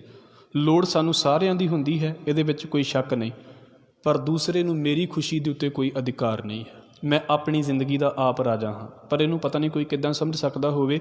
ਦਾਤਾਰ ਕਹਿੰਦੇ ਨੇ ਜਿੰਨਾ ਜਿੰਨਾ ਸੱਚ ਤੁਹਾਡੇ ਪੱਲੇ ਆਵੇਗਾ ਤੁਸੀਂ ਕੰਪਲੀਟ ਹੁੰਦੇ ਜਾਵੋਗੇ, ਔਰ ਜਿੰਨੇ ਕੰਪਲੀਟ ਹੁੰਦੇ ਜਾਓਗੇ ਤੁਹਾਡੇ ਅੰਦਰੋਂ ਮੈਲ ਆਪਣੇ ਆਪ ਹੀ ਦੂਰ ਹੋਈ ਜਾਣੀ ਹੈ, ਅੰਦਰੋਂ ਆਪਣੇ ਆਪ ਹੀ ਗਲਤੀਆਂ ਦੂਰ ਹੋਈ ਜਾਣੀ। ਕੂੜ ਕੀ ਮਲ ਉਤਰੈ ਤਨ ਕਰੇ ਹੱਛਾ ਧੋਏ। ਫਿਰ ਸਤਿਗੁਰੂ ਕੀ ਕਹਿੰਦੇ ਨੇ? ਸੱਚ ਤਾਂ ਪਰ ਜਾਣੀਏ ਜਾਂ ਸੱਚ ਧਰੇ ਪਿਆਰ। ਸੱਚ ਦੇ ਨਾਲ ਕਨੈਕਸ਼ਨ ਤਾਂ ਬਣਦਾ ਹੈ, ਵਾਹਿਗੁਰੂ ਦੇ ਨਾਲ ਸੰਬੰਧ ਤਾਂ ਬਣਦਾ ਹੈ ਜਾਂ ਸੱਚ ਧਰੇ ਪਿਆਰ, ਜਦੋਂ ਬੰਦਾ ਸੱਚ ਦੇ ਨਾਲ ਪਿਆਰ ਪਾਉਣਾ ਸ਼ੁਰੂ ਕਰਦਾ ਹੈ। ਅਸੀਂ ਕਹਿ ਦਿੰਦੇ ਹਾਂ ਵੀ ਸੱਚ ਬੋਲਣਾ ਚਾਹੀਦਾ ਹੈ, ਸਾਡਾ ਪਿਆਰ ਸੱਚ ਦੇ ਨਾਲ ਪਿਆਰ ਨਹੀਂ ਹੁੰਦਾ। ਵੈਸੇ ਅਸੀਂ ਤੇ ਮੈਂ ਸ਼ੁਰੂ ਦੇ ਵਿੱਚ ਕਿੰਨੀ ਵਾਰ ਇਸ ਗੱਲ ਨੂੰ ਕਹਿ ਚੁੱਕਾ ਹਾਂ, ਅਸੀਂ ਮਿੰਟ ਨਹੀਂ ਲਾਉਂਦੇ ਝੂਠ ਬੋਲਣ ਲੱਗਾ। ਮੋਬਾਈਲ 'ਤੇ ਝੂਠ ਬੋਲ ਦਿੰਦੇ ਹਾਂ, ਕਿੱਥੇ ਜੀ? ਬਸ ਉਹਦੇ ਵਿੱਚੋਂ 90% ਬੰਦੇ ਤਾਂ ਝੂਠ ਬੋਲਦੇ ਪਏ ਹੁੰਦੇ ਨੇ। ਛੋਟੀ ਜਿਹੀ ਗੱਲ ਹੈ, ਉੱਥੇ ਸੱਚ ਵੀ ਬੋਲ ਦੇਗਾ ਤਾਂ ਕੋਈ ਮੋਬਾਈਲ ਦੇ ਵਿੱਚੋਂ ਥੋੜ੍ਹਾ ਫੜ ਲਵੇਗਾ ਸਾਨੂੰ। ਪਰ ਵੇਖ ਲਓ ਸਾਡੇ ਹਾਲ ਕੀ ਨੇ। ਕਿੰਨਿਆਂ ਦੇ ਨਾਲ ਮੈਂ ਬੈਠਾ ਹੋਵਾਂਗਾ, ਕਿੰਨੇ ਮੇਰੇ ਨਾਲ ਬੈਠੇ ਹੋਣਗੇ, ਸਾਹਮਣੇ ਝੂਠ ਬੋਲ ਦਿੰਦੇ ਨੇ ਵੀ ਅਸੀਂ ਨਹੀਂ ਹੈਗੇ ਉੱਥੇ, ਜਿੱਥੇ ਹੁੰਦੇ ਹੀ ਨਹੀਂ ਉੱਥੇ ਉਹ ਹੋ ਜਾਂਦੇ ਨੇ ਫੋਨ ਦੇ ਉੱਤੇ। ਦਾਤਾਰ ਕਹਿੰਦੇ ਸੱਚ ਤਾਂ ਪ੍ਰਗਟ ਹੁੰਦਾ ਹੈ, ਪਹਿਲਾਂ ਸੱਚ ਨਾਲ ਪਿਆਰ ਵੀ ਤਾਂ ਕਰੋ। ਸੱਚ ਤਾਂ ਪਰ ਜਾਣੀਐ ਜਾਂ ਸੱਚ ਧਰੇ ਪਿਆਰ, ਨਾਉ ਸੁਣ ਮਨ ਰਹੱਸੀਆ ਤਾਂ ਪਾਏ ਮੋਖ ਦੁਆਰ। ਇੱਥੇ ਹੁਣ ਜਿਹੜੀ ਗੱਲ ਚੱਲਦੀ ਪਈ ਹੈ ਨਾ, ਉਹ ਇਹ ਹੈ ਵੀ ਵਾਹਿਗੁਰੂ ਦੇ ਨਾਮ ਨੂੰ ਸੁਣ ਕੇ ਤੇ ਮਨ ਦੇ ਵਿੱਚ ਖੁਸ਼ੀ ਆਵੇ। ਇੱਕ ਹੁੰਦਾ ਹੈ ਆਮ ਜਿਹੜਾ ਸੱਚ, ਆਹ ਦੁਨੀਆ ਵਾਲਾ ਸੱਚ, ਜਿਹਦੇ ਵਿੱਚ ਆ ਜਿਹੜੀਆਂ ਖਬਰਾਂ ਨੇ, ਮੰਨ ਲਓ ਕੁਝ ਹੋ ਗਿਆ, ਤੁਹਾਨੂੰ ਕਿੱਦਾਂ ਪਤਾ ਲੱਗਾ ਵੀ ਤੁਹਾਨੂੰ ਝੂਠੀ ਗੱਲ ਪਤਾ ਲੱਗੀ ਕਿ ਸੱਚੀ ਗੱਲ ਪਤਾ ਲੱਗੀ? ਕਿੰਨਾ ਕੁਝ ਵਾਪਰਿਆ ਹੋਵੇਗਾ ਅੱਜ ਸਵੇਰ ਤੋਂ ਲੈ ਕੇ ਸ਼ਾਮਾਂ ਤੱਕ। ਕੁਝ ਗੱਲਾਂ ਤੁਹਾਡੇ ਕੰਨਾਂ ਤੱਕ ਸਹੀ ਪਹੁੰਚੀਆਂ ਹੋਣਗੀਆਂ, ਕੁਝ ਗੱਲਾਂ ਗਲਤ ਪਹੁੰਚੀਆਂ ਹੋਣਗੀਆਂ। ਇਹਨੂੰ ਕੀ ਕਿਹਾ ਜਾਂਦਾ? ਖਬਰਾਂ ਵਾਲਾ ਸੱਚ। ਵੀ ਕੋਈ ਖਬਰ ਤੁਹਾਡੀ ਰਿਸ਼ਤੇਦਾਰੀ 'ਚ ਵਾਪਰੀ ਹੈ, ਉਹ ਤੁਹਾਡੇ ਕੋਲ ਪਹੁੰਚੀ ਹੈ ਵੀ ਅੱਜ ਉਹਦੇ ਨਾਲ ਇੱਦਾਂ ਹੋ ਗਿਆ, ਉਹਨਾਂ ਦੇ ਘਰ ਦੇ ਵਿੱਚ ਆਹ ਹੋਇਆ। ਇਹ ਹੁੰਦਾ ਹੈ ਖਬਰਾਂ ਵਾਲਾ ਸੱਚ। ਇਹਨੂੰ ਸੁਣ ਵੀ ਲਵੋਗੇ ਤੁਹਾਨੂੰ ਕੋਈ ਖੁਸ਼ੀ ਨਹੀਂ ਹੋਵੇਗੀ, ਕੋਈ ਆਨੰਦ ਨਹੀਂ ਆਵੇਗਾ। ਤੁਸੀਂ ਅਖਬਾਰ ਦੇ ਵਿੱਚ ਖਬਰਾਂ ਤੇ ਸੱਚ ਤੇ ਅਖਬਾਰ ਤੋਂ ਹੀ ਜਾਣੋਗੇ ਨਾ। ਤੁਸੀਂ ਮੋਬਾਈਲ ਖੋਲ੍ਹਿਆ, ਅਖਬਾਰ ਖੋਲ੍ਹੀ ਅਤੇ ਅਖਬਾਰ ਦੇ ਉੱਤੇ ਖਬਰ ਆਈ ਸੀ ਜੀ ਫਲਾਣੀ ਥਾਂ ਦੇ ਉੱਤੇ ਇਸ ਕੰਪਨੀ ਦਾ ਇਹਦੇ ਨਾਲ ਸੌਦਾ ਹੋ ਗਿਆ, ਸੱਚੀ ਖਬਰ ਤੁਹਾਨੂੰ ਪਤਾ ਲੱਗ ਗਈ। ਤੁਹਾਡੇ 'ਤੇ ਕੀ ਪ੍ਰਭਾਵ ਪਿਆ? ਕੋਈ ਪ੍ਰਭਾਵ ਨਹੀਂ। ਸਿਰਫ ਇੱਕ ਜਸਟ ਇਨਫੋਰਮੇਸ਼ਨ ਤੁਹਾਡੇ ਕੋਲ ਆਈ ਹੈ। ਉਹ ਕੀ ਹੁੰਦਾ ਹੈ? ਤੇ ਇਹ ਵੀ ਸੱਚ ਹੈ। ਇੱਥੇ ਸੱਚ ਦਾ ਮਤਲਬ ਕੀ ਹੈ ਵੀ ਉਸ ਸੱਚ ਦੇ ਨਾਲ ਜਿਹੜਾ ਤੁਹਾਡੇ ਅੰਦਰ ਹੈ ਲਗਾਤਾਰ, ਸਤਿਗੁਰੂ ਕਹਿੰਦੇ ਉਹਨੂੰ ਸੁਣ ਸੁਣ ਕੇ ਤੇ ਤੁਹਾਡੇ ਅੰਦਰ ਚਾਅ ਪੈਦਾ ਹੋਵੇ, ਤੁਹਾਡੇ ਅੰਦਰ ਖੁਸ਼ੀ ਪੈਦਾ ਹੋਵੇ ਉਸ ਸੱਚ ਨੂੰ ਸੁਣ ਕੇ। ਸਾਡਾ ਬੋਲਣਾ ਇੱਦਾਂ ਦਾ ਹੋਣਾ ਚਾਹੀਦਾ ਹੈ, ਮੈਂ ਨਹੀਂ ਕਹਿੰਦਾ ਮੇਰਾ ਹੈ, ਪਰ ਇੱਦਾਂ ਦਾ ਹੋਣਾ ਚਾਹੀਦਾ ਹੈ ਹਰ ਗੱਲ ਨੂੰ ਸੁਣਨ ਦਾ ਆਨੰਦ ਹੋਵੇ ਅਤੇ ਹਰ ਗੱਲ ਨੂੰ ਬੋਲਣ ਦਾ ਆਨੰਦ ਹੋਵੇ। ਇਹ ਨਾ ਹੋਵੇ ਸੱਚ ਵੀ ਬੋਲਦਾ ਹੋਵੇ ਅਤੇ ਇੱਦਾਂ ਬੋਲਿਆ ਜਾ ਰਿਹਾ ਹੋਵੇ ਵੀ ਪਤਾ ਨਹੀਂ ਅੰਦਰੋਂ ਕਿੰਨੇ ਚਿਰ ਦਾ ਸਾੜ ਬਾਹਰ ਨਿਕਲਦਾ ਪਿਆ। ਹਜ਼ੂਰ ਕਹਿੰਦੇ ਸੱਚ ਤਾਂ ਪਰ ਜਾਣੀਏ ਜਾਂ ਸੱਚ ਧਰੇ ਪਿਆਰ, ਨਾਮ ਸੁਣ, ਨਾਮ ਨੂੰ ਸੁਣ ਕੇ ਤੇ ਮਨ 'ਚ ਖੁਸ਼ੀ ਵੀ ਤੇ ਹੋਵੇ। ਤੁਸੀਂ ਬਾਣੀ ਪੜ੍ਹਦੇ ਜੇ ਨਾ, ਜਿੱਦਣ ਦਿਲ ਖੁਸ਼ ਨਹੀਂ ਨਾ ਹੋਵੇਗਾ ਬਾਣੀ ਪੜ੍ਹ ਕੇ, ਉਦੋਂ ਤੱਕ ਬਹੁਤਾ ਲੰਮਾ ਸਮਾਂ ਬਾਣੀ ਨਹੀਂ ਪੜ੍ਹ ਪਾਵਾਂਗੇ।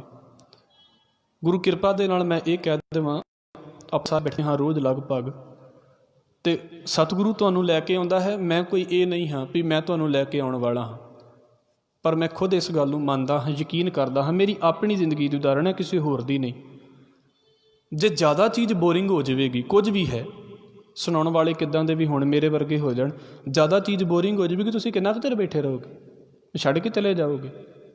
ਕਿਉਂਕਿ ਮਜਬੂਰੀ ਥੋੜ੍ਹਾ ਵੀ ਤੁਸੀਂ ਬੈਠਣਾ ਹੀ ਬੈਠਣਾ ਹੈ, ਧੱਕਾ ਥੋੜ੍ਹਾ ਹੈ ਵੀ ਤੁਹਾਨੂੰ ਬਿਠਾ ਕੇ ਰੱਖਣਾ ਹੈ। ਤੁਸੀਂ ਦੇਖ ਲੈਣਾ ਅਕਸਰ ਵਾਪਰ ਜਾਵੇਗਾ ਜ਼ਿੰਦਗੀ ਦੇ ਵਿੱਚ, ਭਾਵੇਂ ਅੱਜ ਵੀ ਵਾਪਰ ਜਾਵੇ। ਮਹਾਰਾਜ ਕੀ ਕਹਿੰਦੇ ਨੇ ਵੀ ਉਹ ਚੀਜ਼ਾਂ ਨੂੰ ਸੁਣ ਕੇ ਨਾ ਅੰਦਰ ਆਨੰਦ ਪੈਦਾ ਹੋਣਾ ਚਾਹੀਦਾ ਹੈ, ਖੁਸ਼ੀ ਪੈਦਾ ਹੋਣੀ ਚਾਹੀਦੀ ਹੈ। ਬਾਣੀ ਦੇ ਨਾਲ ਪਿਆਰ ਤੁਹਾਡਾ ਉਦਣ ਹੀ ਬਣੇਗਾ ਜਿੱਦਣ ਉਹਨੂੰ ਸੁਣ ਕੇ ਤੁਸੀਂ ਆਪਣੇ ਅੰਦਰ ਤੁਹਾਡੇ ਇੱਕ ਚਾਅ ਪੈਦਾ ਹੋ ਗਿਆ। ਜਿਹੜੀ ਚੀਜ਼ ਦਾ ਚਾਅ ਨਹੀਂ ਨਾ ਪੈਦਾ ਹੁੰਦਾ, ਉਹ ਚੀਜ਼ ਸਿਰਫ ਜਸਟ ਇਨਫੋਰਮੇਸ਼ਨ ਹੈ ਸਾਡੇ ਲਈ, ਉਹਦੇ ਉੱਤੇ ਕੁਝ ਨਹੀਂ ਹੈ। ਭਾਵੇਂ ਰੱਬ ਦਾ ਨਾਮ ਵੀ ਹੋਵੇ, ਮੈਂ ਕਹਾਂ ਜੀ ਵਾਹਿਗੁਰੂ ਵਾਹਿਗੁਰੂ ਕਹੋ, 2 ਵਾਰ ਕਹਿ ਵੀ ਲਓਗੇ, 4 ਵਾਰ ਕਹਿ ਵੀ ਲਓਗੇ, ਅੰਦਰ ਚਾਅ ਨਹੀਂ ਹੋਵੇਗਾ, ਫਿਰ ਚੇਤਾ ਭੁੱਲ ਜਾਵੇਗਾ। ਇਸ ਕਰਕੇ ਸਤਿਗੁਰੂ ਕਹਿੰਦੇ ਨਾਮ ਨੂੰ ਸੁਣ ਕੇ ਤੇ ਮਨ ਖੁਸ਼ ਵੀ ਤੇ ਹੋਵੇ, ਮਨ ਚਾਅ ਦੇ ਵਿੱਚ ਤੇ ਆਵੇ। ਨਾਉ ਸੁਣ ਮਨ ਰਹਸੀਆ ਤਾਂ ਪਾਏ ਮੋਖ ਦੁਆਰ, ਸੱਚ ਤਾਂ ਪਰ ਜਾਣੀਐ ਜਾਂ ਜੁਗਤ ਜਾਣੈ ਜੀਓ।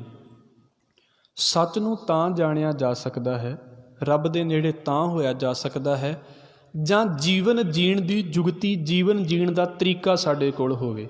ਇੱਕ ਹੁੰਦਾ ਹੈ ਜਨਮ, ਜਿਹੜਾ ਸਾਨੂੰ ਮਿਲ ਗਿਆ ਹੈ। ਹੁਣ ਇੱਥੇ ਅਸੀਂ ਕਿਸ ਤਰੀਕੇ ਦੇ ਨਾਲ ਜ਼ਿੰਦਗੀ ਜੀ ਰਹੇ ਹਾਂ? ਅਸੀਂ ਝੂਠ ਨੂੰ ਪ੍ਰਾਇਮਰੀ ਕੀਤਾ ਹੋਇਆ ਕਿ ਅਸੀਂ ਸੱਚ ਨੂੰ ਪ੍ਰਾਇਮਰੀ ਕੀਤਾ ਹੈ ਜ਼ਿੰਦਗੀ ਦੇ ਵਿੱਚ? ਇਹ 2 ਹੀ ਰਸਤੇ ਨੇ, ਕੋਈ ਤੀਸਰਾ ਰਸਤਾ ਨਹੀਂ ਹੈ ਇਹਦੇ ਵਿੱਚ।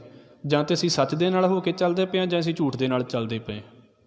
ਬਸ ਇੰਨਾ ਕੁ ਫਰਕ ਹੈ। ਇਹ ਨਹੀਂ ਅਸੀਂ ਕਹਿ ਸਕਦੇ ਵੀ ਅੱਧਾ ਝੂਠ ਬੋਲਦੇ ਹਾਂ ਅਤੇ ਅੱਧਾ ਸੱਚ ਬੋਲਦੇ ਹਾਂ, ਉਹ ਅੱਧਾ ਵੀ ਸਾਡਾ ਝੂਠ ਵੱਲ ਹੀ ਜਾ ਰਿਹਾ ਹੈ।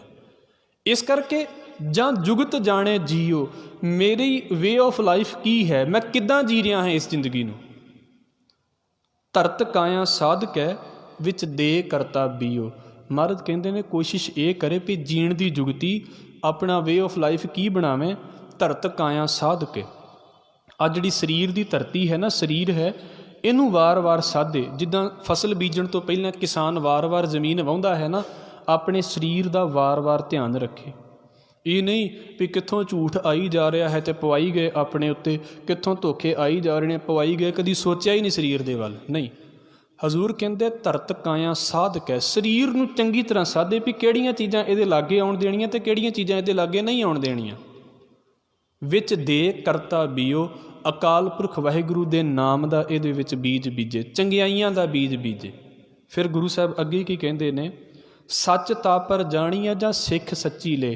ਸੱਚ ਦੇ ਨਾਲ ਪਿਆਰ ਤਾਂ ਬਣਦਾ ਹੈ ਜੇ ਸੱਚੀ ਸਿੱਖਿਆ ਲਈ ਜਾਵੇ। ਨਹੀਂ ਤਾਂ ਵੇਖੋ, ਜਿਹੋ ਜਿਹੀ ਸਾਡੀ ਸਿੱਖਿਆ ਉਹੋ ਜਿਹਾ ਸਾਡਾ ਸੁਭਾਅ। ਜਿੰਨੇ ਬੰਦੇ ਨੇ ਸੁਣਿਆ ਹੀ ਝੂਠ ਹੈ, ਉਹਦੇ ਕੋਲੋਂ ਸੱਚ ਦੀ ਕੀ ਉਮੀਦ ਕਰ ਸਕਦੇ ਜੇ? ਇਸ ਕਰਕੇ ਇਹਨੂੰ ਸੱਚੀ ਸਿੱਖਿਆ ਵਾਲੇ ਪਾਸੇ ਲਾਉਣਾ, ਸੱਚ ਸੁਣਨ ਦੀ ਆਦਤ ਪਾਉਣਾ, ਸੱਚ ਨੂੰ ਐਕਸੈਪਟ ਕਰਨ ਦੀ ਆਦਤ ਪਾਉਣਾ ਆਪਣੇ ਉੱਤੇ। ਸੱਚ ਤਾਂ ਪਰ ਜਾਣੀਐ ਜਾਂ ਸਿੱਖ ਸੱਚੀ ਲੈ, ਨਾਲ ਕੀ ਕਰੇ? ਦਇਆ ਜਾਣੈ ਜੀ ਕੀ ਕਿਛ ਪੁੰਨ ਦਾਨ ਕਰੇ। ਆਪਣੇ ਅੰਦਰ ਨਾ ਸੁਭਾਅ ਬਣਾਵੇ, ਦਇਆ ਕਰਨ ਵਾਲਾ ਸੁਭਾਅ ਹੋਵੇ, ਖੋਹਣ ਵਾਲਾ ਸੁਭਾਅ ਨਾ ਹੋਵੇ ਵੀ ਉਹਦੀ ਵੀ ਚੀਜ਼ ਮੇਰੇ ਕੋਲ ਹੀ ਆ ਜਾਵੇ, ਆਹ ਵੀ ਚੀਜ਼ ਮੈਨੂੰ ਹੀ ਮਿਲ ਜਾਵੇ। ਨਹੀਂ, ਸਤਿਗੁਰੂ ਕਹਿੰਦੇ ਕਿਛ ਦਾਨ ਪੁੰਨ ਕਰੇ, ਮਤਲਬ ਲੋੜਵੰਦ ਦੀ ਸੇਵਾ ਕਰਨ ਵਾਲਾ ਸੁਭਾਅ ਹੋਵੇ। ਇੱਦਾਂ ਦਾ ਸੁਭਾਅ ਨਾ ਹੋਵੇ ਵੀ ਉਹਦੇ ਕੋਲੋਂ ਮੇਰੇ ਕੋਲ ਆ ਜਾਵੇ, ਮੇਰਾ ਕੁਝ ਵੰਡਣ ਨੂੰ ਜੀ ਨਾ ਕਰੇ। ਇਹ ਦਿਲ ਵੱਡੇ ਹੋਣੇ ਚਾਹੀਦੇ ਨੇ ਵੰਡਣ ਦੇ ਲਈ। ਹਜ਼ੂਰ ਕਹਿੰਦੇ ਨੇ ਦਇਆ ਵਾਲਾ ਸੁਭਾਅ ਹੋਵੇ, ਦਇਆ ਜਾਣੈ ਜੀ ਕੀ ਕਿਛ ਪੁੰਨ ਦਾਨ ਕਰੇ, ਆਪਣੇ ਹੱਥੋਂ ਵੰਡਣ ਦਾ ਸੁਭਾਅ ਉਹਦੇ ਅੰਦਰ ਹੋਵੇ। ਫਿਰ ਸੱਚ ਤਾਂ ਪਰ ਜਾਣੀਐ ਜਾਂ ਆਤਮ ਤੀਰਥ ਕਰੇ ਨਿਵਾਸ। ਸੱਚ ਦੇ ਨਾਲ ਸੰਬੰਧ, ਰੱਬ ਦੇ ਨਾਲ ਸੰਬੰਧ ਤਾਂ ਬਣਦਾ ਹੈ ਜਾਂ ਆਤਮ ਤੀਰਥ। ਆਤਮ ਤੀਰਥ ਦਾ ਮਤਲਬ ਹੈ ਆਪਣੇ ਆਪ ਦੇ ਤੀਰਥ ਦੇ ਉੱਤੇ। ਜਿਹਨੂੰ ਗੁਰੂ ਨਾਨਕ ਸਾਹਿਬ ਮਹਾਰਾਜ ਕਹਿੰਦੇ ਅੰਤਰਗਤ ਤੀਰਥ ਮਲ ਨਾਓ। ਜਿਹੜੀ ਚੰਗਿਆਈ ਤੁਹਾਡੇ ਅੰਦਰ ਹੈ ਤੁਸੀਂ ਉਹਦੇ ਨਾਲ ਸੰਬੰਧ ਬਣਾ ਕੇ ਰੱਖੋ। ਆਤਮ ਤੀਰਥ ਕਰੇ ਨਿਵਾਸ, ਆਪਣੇ ਆਪੇ ਦੇ ਤੀਰਥ ਦੇ ਉੱਤੇ ਨਿਵਾਸ ਕਰਨਾ, ਮਤਲਬ ਆਪਣੀ ਚੰਗਿਆਈ ਦੇ ਉੱਤੇ ਪਹਿਰਾ ਦੇਣਾ। ਆਤਮ ਤੀਰਥ ਕਰੇ ਨਿਵਾਸ, ਸਤਿਗੁਰੂ ਨੂੰ ਪੁੱਛ ਕੇ ਬਹਿ ਰਹੇ ਕਰੇ ਨਿਵਾਸ। ਅਤੇ ਜੇ ਵਾਰ-ਵਾਰ ਇੱਥੋਂ ਉੱਠਣ ਨੂੰ ਜੀ ਕਰੇ ਵੀ ਛੱਡ ਦਈਏ ਇਹਨਾਂ ਨੂੰ, ਗੁਰੂ ਸਾਹਿਬ ਕਹਿੰਦੇ ਸਤਿਗੁਰੂ ਨੂੰ ਪੁੱਛ ਕੇ ਵਾਰ-ਵਾਰ ਇੱਥੇ ਬੈਠਾ ਰਹੇ, ਮਤਲਬ ਗੁਰੂ ਦੀ ਸਿੱਖਿਆ ਦੇ ਉੱਤੇ ਵਾਰ-ਵਾਰ ਚੱਲਦਾ ਰਹੇ, ਗੁਰੂ ਦੀ ਸਿੱਖਿਆ ਨੂੰ ਵਾਰ-ਵਾਰ ਸਮਝੇ ਵੀ ਨਹੀਂ ਮਨ ਇਸ ਗੱਲ ਤੋਂ ਪਰੇ ਹੋਣ ਦੀ ਕੋਸ਼ਿਸ਼ ਕਰਦਾ ਪਿਆ ਹੈ, ਮੈਂ ਫਿਰ ਇਹਨੂੰ ਇੱਥੇ ਲੈ ਕੇ ਆਉਣਾ ਹੈ। ਸਤਿਗੁਰੂ ਨੂੰ ਪੁੱਛ ਕੇ ਬਹਿ ਰਹੇ ਕਰੇ ਨਿਵਾਸ, ਸੱਚ ਸਭਨਾ ਹੋਏ ਦਾਰੂ ਪਾਪ ਕੱਢੇ ਧੋਏ। ਮਹਾਰਾਜ ਕਹਿੰਦੇ ਨੇ ਸੱਚ ਜਿਹੜਾ ਹੈ ਨਾ ਉਹ ਸਾਰੇ ਪਾਪ ਅੰਦਰੋਂ ਧੋ ਸਕਦਾ ਹੈ, ਸਾਰੀਆਂ ਗਲਤੀਆਂ ਅੰਦਰੋਂ ਕੱਢ ਸਕਦਾ ਹੈ। ਪਰ ਕਿੱਦਾਂ? ਜੇ ਵਾਕਿਆ ਹੀ ਸੱਚ ਦੇ ਨਾਲ ਸੰਬੰਧ ਬਣ ਜਾਵੇ। ਮੈਂ ਕੱਲ੍ਹ ਵੀ ਉਦਾਹਰਣ ਆਪ ਜੀ ਦੇ ਅੱਗੇ ਰੱਖੀ ਸੀ, ਮੈਨੂੰ ਪਤਾ ਹੋਵੇ ਵੀ ਸੱਚ ਬੋਲਣਾ ਚਾਹੀਦਾ ਹੈ ਪਰ ਬੋਲਿਆ ਕਦੀ ਨਾ ਹੋਵੇ। ਇਹ ਸਿਰਫ ਇੱਦਾਂ ਦੀ ਗੱਲ ਹੈ ਵੀ ਮੈਨੂੰ ਪਤਾ ਹੈ ਵੀ ਆਹ ਟੈਬਲੇਟ ਖਾ ਕੇ ਤਾਂ ਮੈਂ ਠੀਕ ਹੋ ਜਾਣਾ ਹੈ, ਪਰ ਕਦੀ ਖਾਧੀ ਨਾ ਹੋਵੇ। ਇਸ ਕਰਕੇ ਗੁਰੂ ਸਾਹਿਬ ਕਹਿੰਦੇ ਨੇ ਸੱਚ ਸਭਨਾ ਹੋਏ ਦਾਰੂ, ਸੱਚ ਸਾਰਿਆਂ ਦੇ ਲਈ ਦਵਾ ਹੈ, ਸੱਚ ਸਾਰਿਆਂ ਦੇ ਲਈ ਇਲਾਜ ਹੈ। ਅਤੇ ਕੀ ਕਰਦਾ ਹੈ? ਪਾਪ ਕੱਢਿਆ ਧੋਏ ਨਾਨਕ ਵਖਾਣੇ ਬੇਨਤੀ, ਜਿਨ ਸੱਚ ਪੱਲੇ ਹੋਏ। ਸਤਿਗੁਰੂ ਕਹਿੰਦੇ ਨੇ ਮੈਂ ਤਾਂ ਉਹਨਾਂ ਦੇ ਅੱਗੇ ਬੇਨਤੀ ਕਰਦਾ ਹਾਂ ਜਿਨ੍ਹਾਂ ਦੇ ਪੱਲੇ ਸੱਚ ਹੈ। ਇਹ ਬੜਾ ਔਖਾ ਹੈ ਸਾਡੇ ਲਈ। ਮੈਂ ਸ਼ੁਰੂ ਦੇ ਵਿੱਚ ਇਸ ਗੱਲ ਨੂੰ ਕਹਿ ਦਿੱਤਾ ਹੈ ਵੀ ਅਸੀਂ ਆਪਣੇ ਅੰਦਰ ਟਿਕੇ ਰਹੀਏ, ਅਸੀਂ ਹਮੇਸ਼ਾ ਸੱਚ ਵਾਲੇ ਪਾਸੇ ਤੁਰੀਏ, ਅਸੀਂ ਇੱਦਾਂ ਕਹਿ ਲਈਏ ਵੀ ਪਵਿੱਤਰਤਾ ਵਾਲੇ ਪਾਸੇ ਨੂੰ ਜੀਵੀਏ, ਅਸੀਂ ਜੀਣ ਦੀ ਜੁਗਤੀ ਲੈ ਕੇ ਚੱਲੀਏ ਵੀ ਜੀਣਾ ਕਿਵੇਂ ਹੈ ਇਸ ਜ਼ਿੰਦਗੀ ਨੂੰ, ਅਸੀਂ ਫਿਰ ਡੋਲ ਜਾਵਾਂਗੇ। ਸਾਡੇ ਸਾਹਮਣੇ ਉਹ ਬੰਦੇ ਹੋਣੇ ਚਾਹੀਦੇ ਨੇ ਜਿਨ੍ਹਾਂ ਨੇ ਇਸ ਜ਼ਿੰਦਗੀ ਨੂੰ ਜੀਵਿਆ ਹੈ ਅਤੇ ਉਹਨਾਂ ਦੇ ਨਕਸ਼ੇ ਕਦਮ ਦੇ ਉੱਤੇ ਚੱਲ ਸਕੀਏ ਵੀ ਹਾਂ ਜਿੱਦਾਂ ਇਹ ਨੇ ਉੱਦਾਂ ਅਸੀਂ ਚੱਲ ਸਕੀਏ। ਸਤਿਗੁਰੂ ਕਹਿੰਦੇ ਨਾਨਕ ਵਖਾਣੇ ਬੇਨਤੀ, ਜਿਨ ਸੱਚ ਪੱਲੇ ਹੋਏ। ਨਾਨਕ ਉਹਨਾਂ ਦੇ ਅੱਗੇ ਬੇਨਤੀ ਕਰਦਾ ਹੈ ਜਿਨ੍ਹਾਂ ਦੇ ਪੱਲੇ ਸੱਚ ਹੈ। ਤਾਂ ਕੀ ਬੇਨਤੀ ਕਰਦਾ ਹੈ? ਉਹ ਮਹਾਰਾਜ ਨੇ ਪੌੜੀ ਦੇ ਵਿੱਚ ਬੋਲਿਆ ਹੈ। ਅੱਜ ਦੀ ਸਮੇਂ ਦੀ ਸਾਡੀ ਇੱਥੇ ਸਮਾਪਤੀ ਹੈ।